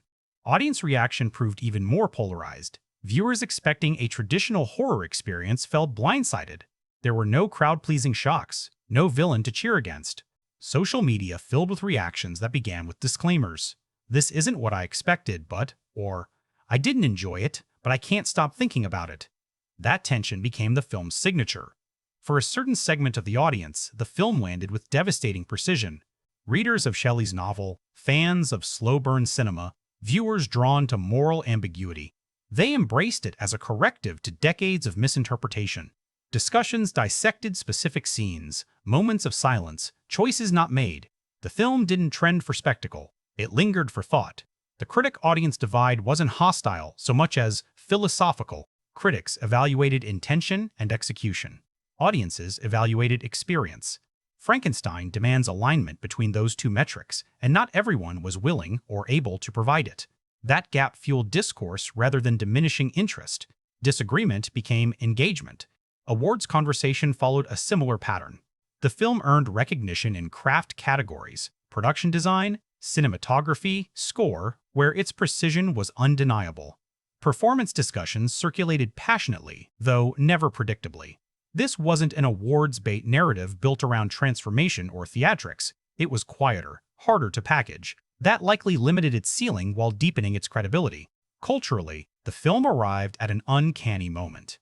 Conversations around creators and responsibility, particularly in technology, artificial intelligence, and authorship, gave the story renewed relevance.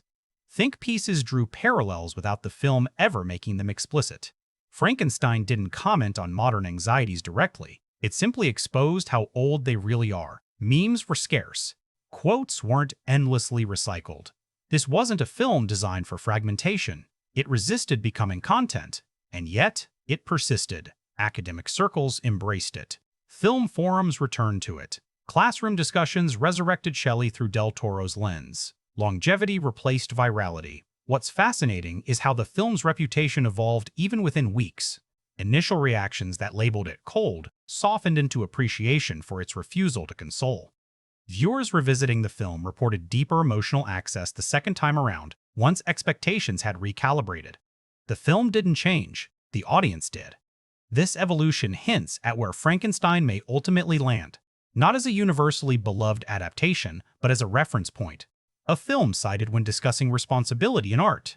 A version compared against others for what it refuses to do as much as what it achieves. Reception, in this case, becomes part of the artwork. The discomfort, the debate, the division, they mirror the story's central wound. A creation released into the world, judged by standards it never asked for, struggling to be understood on its own terms. And that brings everything full circle. Because Frankenstein has always been about what happens after creation, after the act itself, when responsibility begins.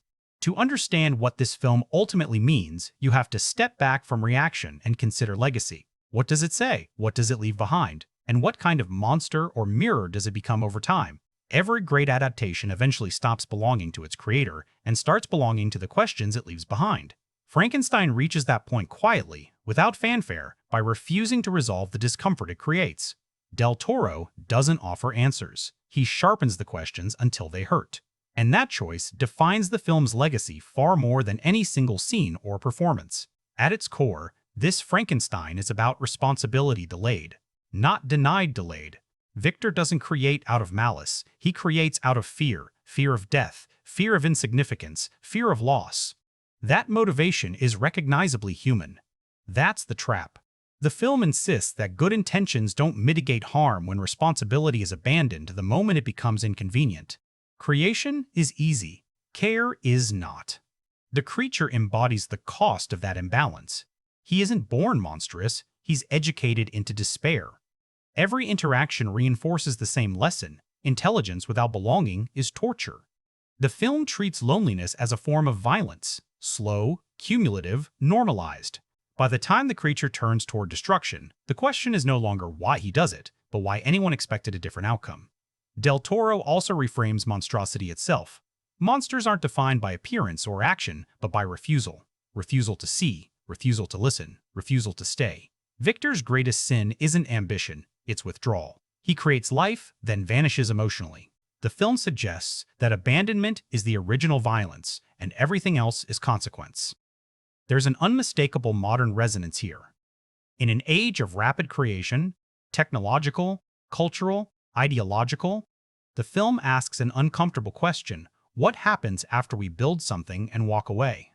Whether viewed through the lens of artificial intelligence, parenthood, authorship, or leadership, Frankenstein feels eerily current without ever breaking period illusion. Shelley's warning hasn't aged. We have. Symbolically, the film is rich without being cryptic. Fire becomes both warmth and threat. Language becomes both liberation and curse.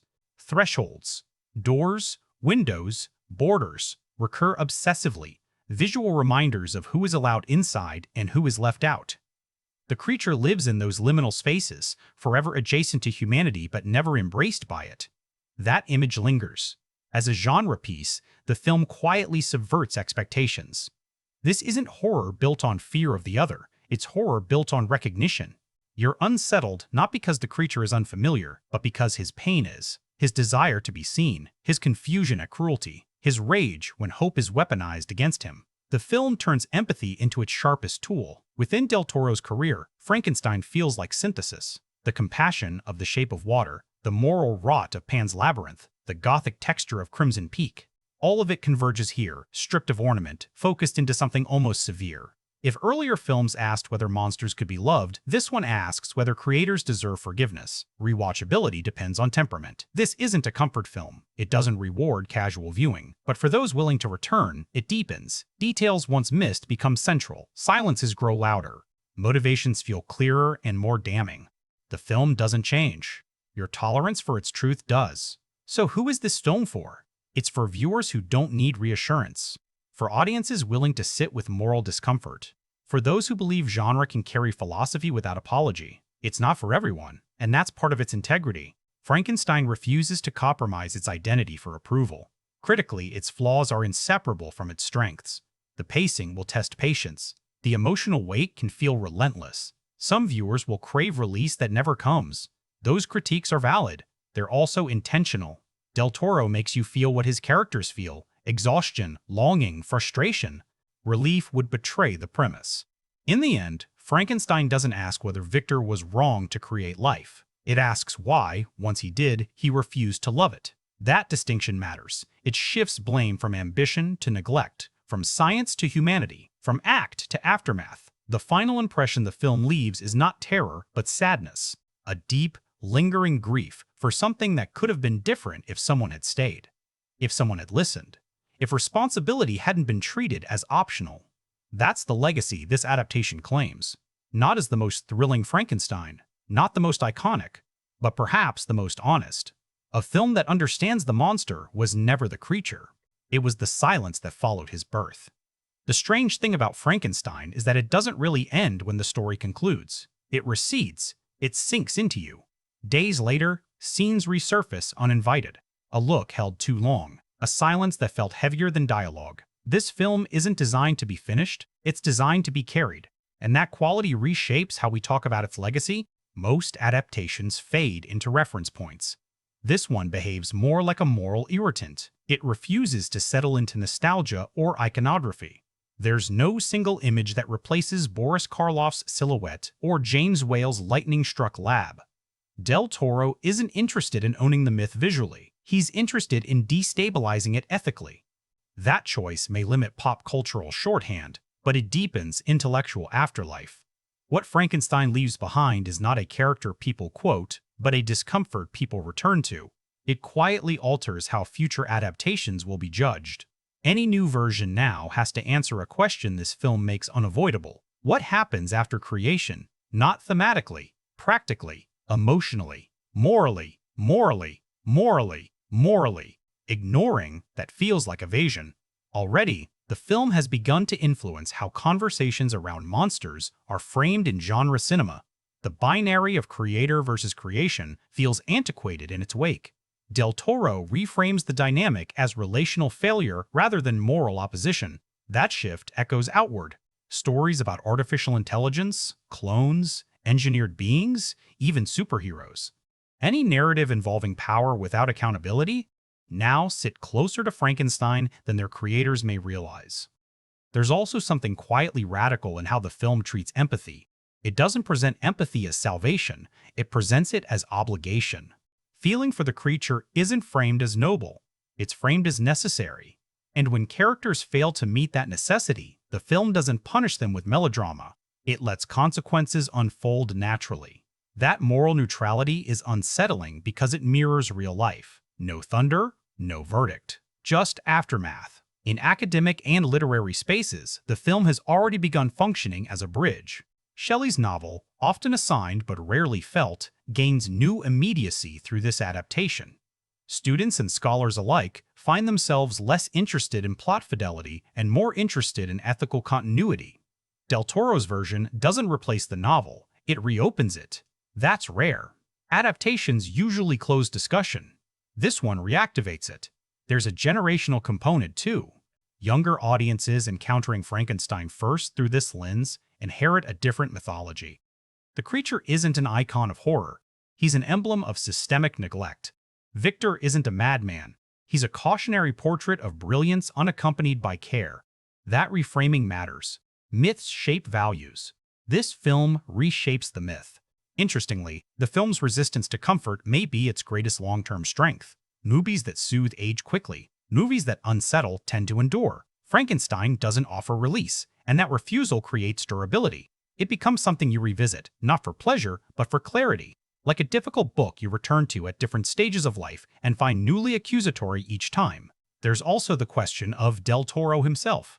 This film recalibrates how his career is understood.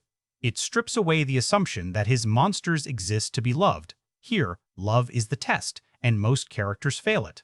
That makes Frankenstein less romantic than The Shape of Water, less allegorical than Pan's Labyrinth, but arguably more honest. It feels like a filmmaker no longer asking whether empathy is possible, but whether it is practiced. Over time, this may be the film people cite when discussing Del Toro's seriousness, not his warmth, not his imagination, his ethics. It's the work that reveals what he believes happens when imagination outruns responsibility. That belief doesn't soften with age. If anything, it grows sharper. And then there's the audience's role. This film implicates viewers in a way few adaptations dare. You are not positioned as hero, judge, or savior. You are witness, and witnessing carries responsibility. The film trains you to recognize neglect and then denies you the fantasy of fixing it. That's why it lingers. You leave with awareness, not relief. In years to come, Frankenstein is unlikely to dominate best-of lists or casual rankings. That's not its lane. Its influence will be quieter, more corrosive in the best sense. It will live in essays, classrooms, debates, and uneasy recommendations that begin with, "It's not an easy watch, but those are the films that last." And yet, this is only one layer of the afterlife. Because beyond legacy and influence lies something even more uncomfortable: how Frankenstein reframes us as creators, parents, audiences, and participants in systems that produce life, ideas, and consequences we don't always want to claim. That's where the next continuation goes. What Frankenstein ultimately does, almost quietly, is turn the camera back on the audience. After legacy, after influence, after debate, the film asks a harder question: what kind of witnesses are we? Not viewers. Witnesses. There's a difference. Viewers consume and move on. Witnesses absorb responsibility, whether they want it or not. Del Toro structures the film so that recognition arrives before action. We see the creature's humanity early. We understand his innocence. We are never allowed the excuse of ignorance. That's crucial. By the time harm escalates, we've already been trained to know better. The discomfort doesn't come from shock. It comes from inevitability. We knew, and knowing didn't save anyone. That dynamic mirrors how modern audiences interact with suffering. We are exposed to pain constantly. News, stories, images, tragedies algorithmically delivered. Recognition is easy. Action is harder. The film doesn't accuse explicitly, but it doesn't absolve either. Watching the creature be abandoned while fully understanding the stakes becomes a test. Empathy alone is insufficient, and that realization stings. This is where Frankenstein becomes less about Victor and more about systems. Victor is not an anomaly. He's a symptom. He represents creators empowered by brilliance, institutions that reward innovation without enforcing care, cultures that celebrate beginnings and ignore aftermaths. The film never lets him stand alone as a villain. Others enable him. Society absorbs the fallout. Responsibility disperses until it disappears. The creature, meanwhile, is forced into an impossible role. He must justify his own right to exist, again and again, politely, rationally, desperately. The film exposes how conditional compassion often is. Kindness offered only when the marginalized perform gratitude correctly. Acceptance granted temporarily, revoked instantly. The cruelty isn't the rejection itself. It's the pretense that acceptance was ever stable. There's a moment late in the film, small, easy to miss, where the creature pauses before acting. You can feel the calculation, the memory of mercy, the memory of its withdrawal. That pause contains the entire argument of the movie. Violence isn't born of instinct here, it's born of education. The creature has learned exactly how the world works, and he applies that knowledge. This reframing has unsettling implications. It suggests that monsters are not failures of creation, but successes of instruction. We teach cruelty through neglect, through silence, through hierarchy, through absence disguised as neutrality. Frankenstein doesn't sensationalize this idea. It normalizes it. That's why it's so uncomfortable. The film also interrogates authorship in a way few adaptations dare. Victor doesn't just create life. He authors a being and then refuses editorial responsibility. He disowns the outcome once it no longer aligns with his intention. That parallels how creators, leaders, and institutions often behave when their work produces harm. Intent is cited. Impact is ignored. The film rejects that defense entirely. There's an implicit challenge here to anyone who makes something and releases it into the world. Art, technology, ideology, children. Once released, ownership doesn't vanish. It transforms. Del Toro's Frankenstein insists on that transformation as moral law. Creation without continued care is not neutrality. It's abandonment with better lighting. What makes this all land is the film's refusal to sermonize. There's no monologue spelling this out, no thesis statement. The ideas emerge through accumulation scene by scene, silence by silence. That restraint gives the audience space to resist, to argue internally, to push back, and then, slowly, to realize the film has already anticipated those defenses. Even the ending spare, unresolved, emotionally unresolved, reinforces this philosophy. There's no moral closure because there is no moral resolution. Damage done does not rewind. Responsibility unclaimed does not retroactively appear. The film ends where consequences begin. That's not pessimism, it's honesty. Over time, this may be the film's most radical contribution. In a storytelling culture obsessed with redemption arcs and narrative balance, Frankenstein asserts that some failures permanently alter the moral landscape. Forgiveness is not guaranteed. Understanding is not exoneration. Love offered too late is not love. These are harsh ideas. They're also deeply adult. As audiences revisit the film or encounter it for the first time years later, this layer becomes clearer. Younger viewers may see tragedy. Older viewers may see warning. Creators may see indictment. Parents may see fear. The film shifts depending on who you are when you meet it. That mutability ensures longevity. So where does that leave Frankenstein now, beyond award cycles and release windows? It leaves it in conversation, in classrooms, in ethics panels, in late-night arguments about responsibility and power. It becomes less of a movie you recommend casually and more of one you reference deliberately. Like Del Toro's Frankenstein, becomes shorthand for something morally unresolved. And that's perhaps the highest compliment. The film doesn't want to be adored. It wants to be used as a lens, a warning, a reminder. It asks us to examine not whether monsters exist, but whether we notice when we are helping to make them. There are still more layers to peel back, because beyond audience responsibility lies something even more intimate: identity. What happens when a being is told, repeatedly, who they are until they believe it? That question drives the next continuation. Identity is not something the creature discovers in Frankenstein. It's something imposed on him, layer by layer, until it calcifies.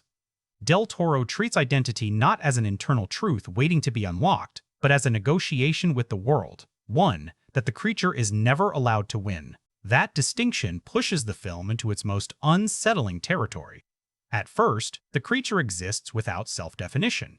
He experiences sensation before meaning: cold, warmth, sound, hunger. There's no language yet to organize these inputs into self. That innocence is fragile, and the film treats it as such. Early scenes are structured around observation rather than judgment. The creature watches others to understand how being works. Identity begins externally. Then labels arrive, not always spoken, but communicated through reaction: fear, revulsion, withdrawal. The film makes a devastating point here. Identity often forms less from who we believe ourselves to be, and more from how others respond to our presence. When every encounter reinforces difference, difference becomes destiny. What's cruel is that the creature doesn't resist these labels at first. He tries to negotiate with them, adjusts behavior, mimics language, softens posture, offers kindness. There's an aching hope embedded in these attempts, the belief that identity is flexible if effort is sufficient. Del Toro films these moments with painful sincerity. No irony, no detachment, just effort meeting indifference. Over time, something shifts. The creature stops asking who he might be and starts accepting who he's been told he is. This is where the film becomes psychologically precise. Identity hardens not through choice, but exhaustion. Constant self-correction erodes possibility. The question changes from "who am I?" to "what am I allowed to be?" and eventually to "what do they expect me to be?"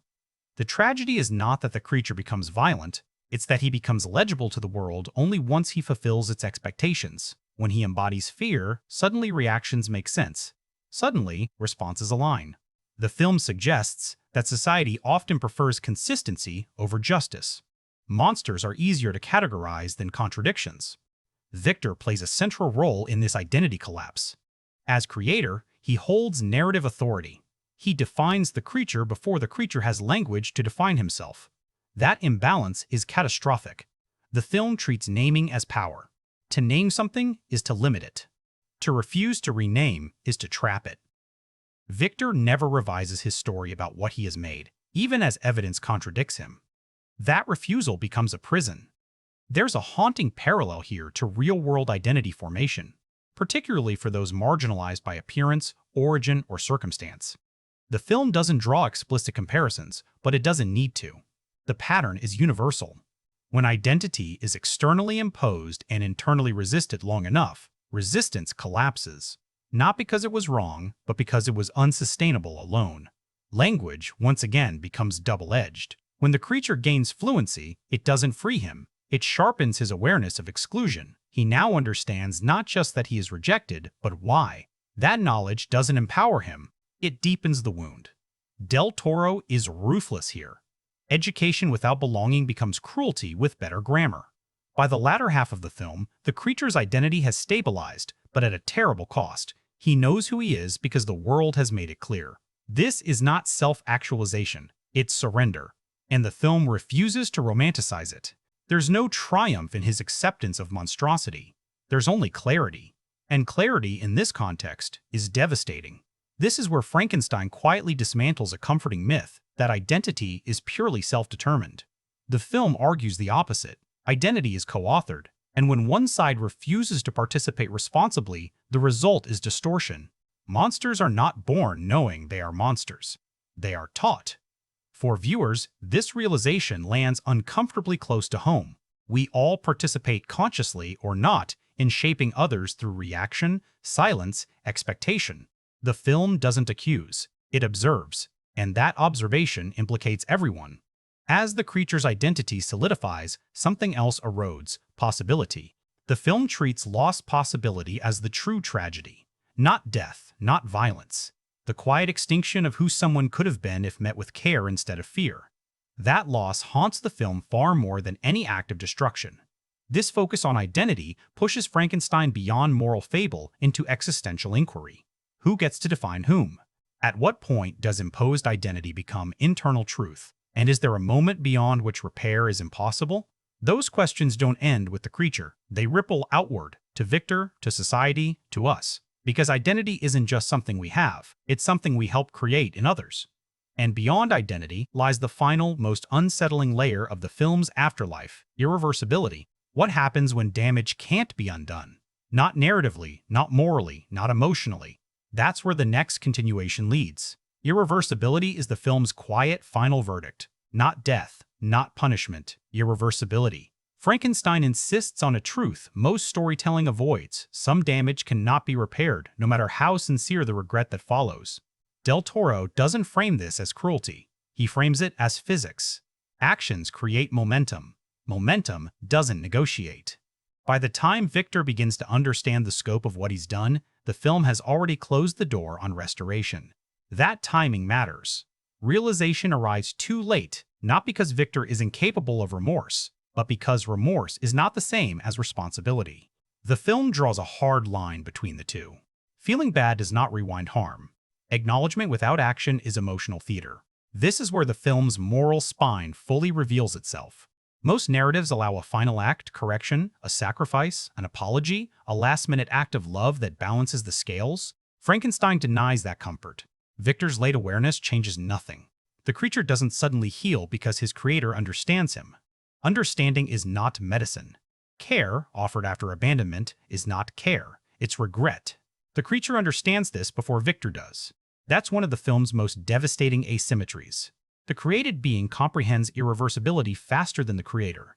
He knows that what has been taken, belonging, safety, innocence, doesn't return simply because someone wishes it would. The film treats this knowledge as maturity purchased at an unbearable cost. Del Toro reinforces this idea visually and structurally. Scenes that echo earlier moments never resolve the way we expect. Parallels are established only to be broken. Gestures repeat with altered meaning. Spaces once associated with warmth become sites of memory rather than refuge. The film teaches you to expect reversal and then refuses to deliver it. That refusal becomes the point.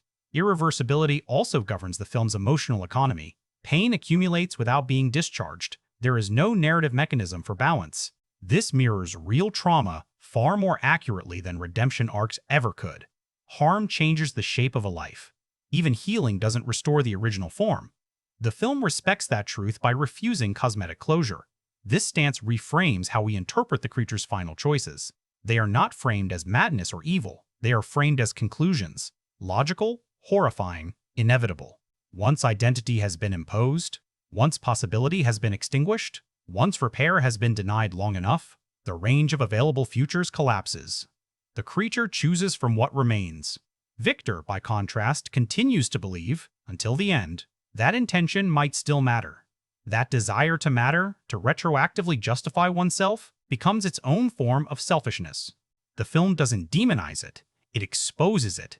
Wanting forgiveness is not the same as deserving it, and wanting to deserve it does not create entitlement. This is perhaps the film's most adult idea, that morality is not symmetrical. Harm can be one-directional, responsibility can be permanent. Forgiveness, when it exists, is a gift, not a resolution mechanism. Del Toro refuses to engineer forgiveness because doing so would betray the film's ethical integrity.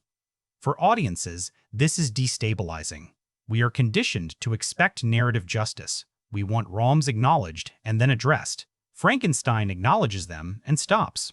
That stopping point forces the audience to confront the discomfort of unresolved accountability. You don't leave satisfied, you leave aware. This awareness shifts how the film lives in memory. It doesn't invite rewatching for pleasure, it invites reconsideration. Viewers find themselves re-evaluating earlier scenes, recognizing warning signs, noticing how many opportunities for care were missed before damage became irreversible. The film becomes a study in thresholds crossed quietly. In that sense, Frankenstein is less a tragedy about creation than about timing. Love delayed, responsibility deferred, action postponed until consequence solidifies. The film suggests that most catastrophes are not caused by a single terrible choice, but by a series of small delays that feel harmless in isolation. This idea resonates far beyond the story, in relationships, in institutions, in technology, in governance, in parenting, in art. Everywhere responsibility is treated as optional until it becomes unavoidable. Irreversibility waits patiently. And yet, the film is not nihilistic. It doesn't claim that care is futile. It claims that care must be timely. That responsibility cannot be outsourced to later versions of ourselves. That creation is not a moment. It's a commitment. This understanding reframes the entire film on reflection. Victor's true failure isn't creating life. It's assuming that the act itself was the end of his obligation. The creature's tragedy isn't becoming monstrous. It's realizing that repair was never coming. That realization lingers longer than the film itself. It follows the audience out of the theater, into conversations, into self-examination. It turns Frankenstein into a warning that doesn't fade with time because it isn't about spectacle or shock. It's about consequence. And beyond consequence lies the final question. Perhaps the most unsettling of all, what does it mean to live with what cannot be undone? That question closes the final continuation.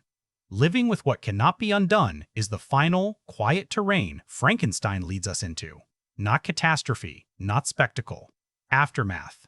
The long, uncinematic stretch of time where consequences settle into routine and the world keeps going, indifferent to who has been broken along the way. Del Toro ends his extended meditation here because this is where responsibility truly lives. Not in crisis, but in endurance. The film suggests that irreparable harm doesn't announce itself as final. It just becomes normal. The creature learns this first. He doesn't exist in constant rage or anguish. He exists in clarity. The clarity that nothing he does will restore what was lost. That understanding doesn't drive him mad. It steadies him. And that steadiness is terrifying because it's rational. Victor, by contrast, never quite learns how to live with the irreversible. He oscillates between guilt and denial, grief and self-justification. He wants consequence to feel proportional, transactional. Do this, suffer that, be absolved. The film denies him that economy. There is no exchange rate for abandonment. Some debts do not close. This asymmetry is the film's final cruelty and its deepest truth. Those who cause harm often struggle more with living alongside it than those forced to endure it. The creature adapts. Victor resists. One accepts reality. The other fights memory. Del Toro doesn't frame this as justice. He frames it as psychological inevitability. What makes this ending linger is its refusal to moralize survival. The creature's continued existence is not framed as triumph. Victor's suffering is not framed as redemption. Both simply persist. The film strips away the idea that endurance itself is noble. Sometimes, endurance is just what happens when time keeps moving. This perspective reframes the entire narrative retroactively. Frankenstein is not about how tragedy occurs. It's about how it settles, how it reshapes identities, relationships, histories, how people learn to carry damage differently. The film isn't asking who deserves what. It's asking who learns, who adapts, and who remains trapped by their own expectations of closure. For the audience, this is the final test. Can you sit with a story that doesn't heal itself for you? Can you accept that recognition does not equal repair? That awareness does not equal absolution? The film offers no guidance on how to live better, only on how not to live blindly. That restraint is deliberate. Del Toro trusts viewers to do the harder work themselves, to examine where responsibility has been deferred, where care has been delayed, where creation of ideas, systems, people has been treated as an endpoint rather than a beginning. Frankenstein becomes less a story and more a mirror, angled just enough to catch uncomfortable angles of the self. In that sense, the film's true ending happens outside the frame, in the pause after the credits, in the conversations that feel unresolved, in the discomfort that resists articulation. The movie doesn't conclude. It releases you into implication. This is why extending Frankenstein beyond its narrative boundaries doesn't feel like excess. It feels inevitable. The story doesn't stop speaking when the plot ends because its subject is not events. It's responsibility. And responsibility doesn't end cleanly. It stretches forward, binding future choices to past actions, whether we acknowledge it or not. As an expanded work across these additional continuations, Frankenstein transforms from adaptation into ethical framework, a way of thinking about creation, identity, harm, and time. It stops being about Victor or the creature specifically and starts being about the space between action and aftermath, the space where most real harm lives. That's the final legacy of this film. Not fear, not pity, not even sadness, awareness, the kind that lingers. The kind that doesn't let you unsee patterns once they've been named. The kind that asks you, quietly and relentlessly, to stay present after creation, whatever form that creation takes in your own life. Because the real monster was never the act itself. It was walking away afterward,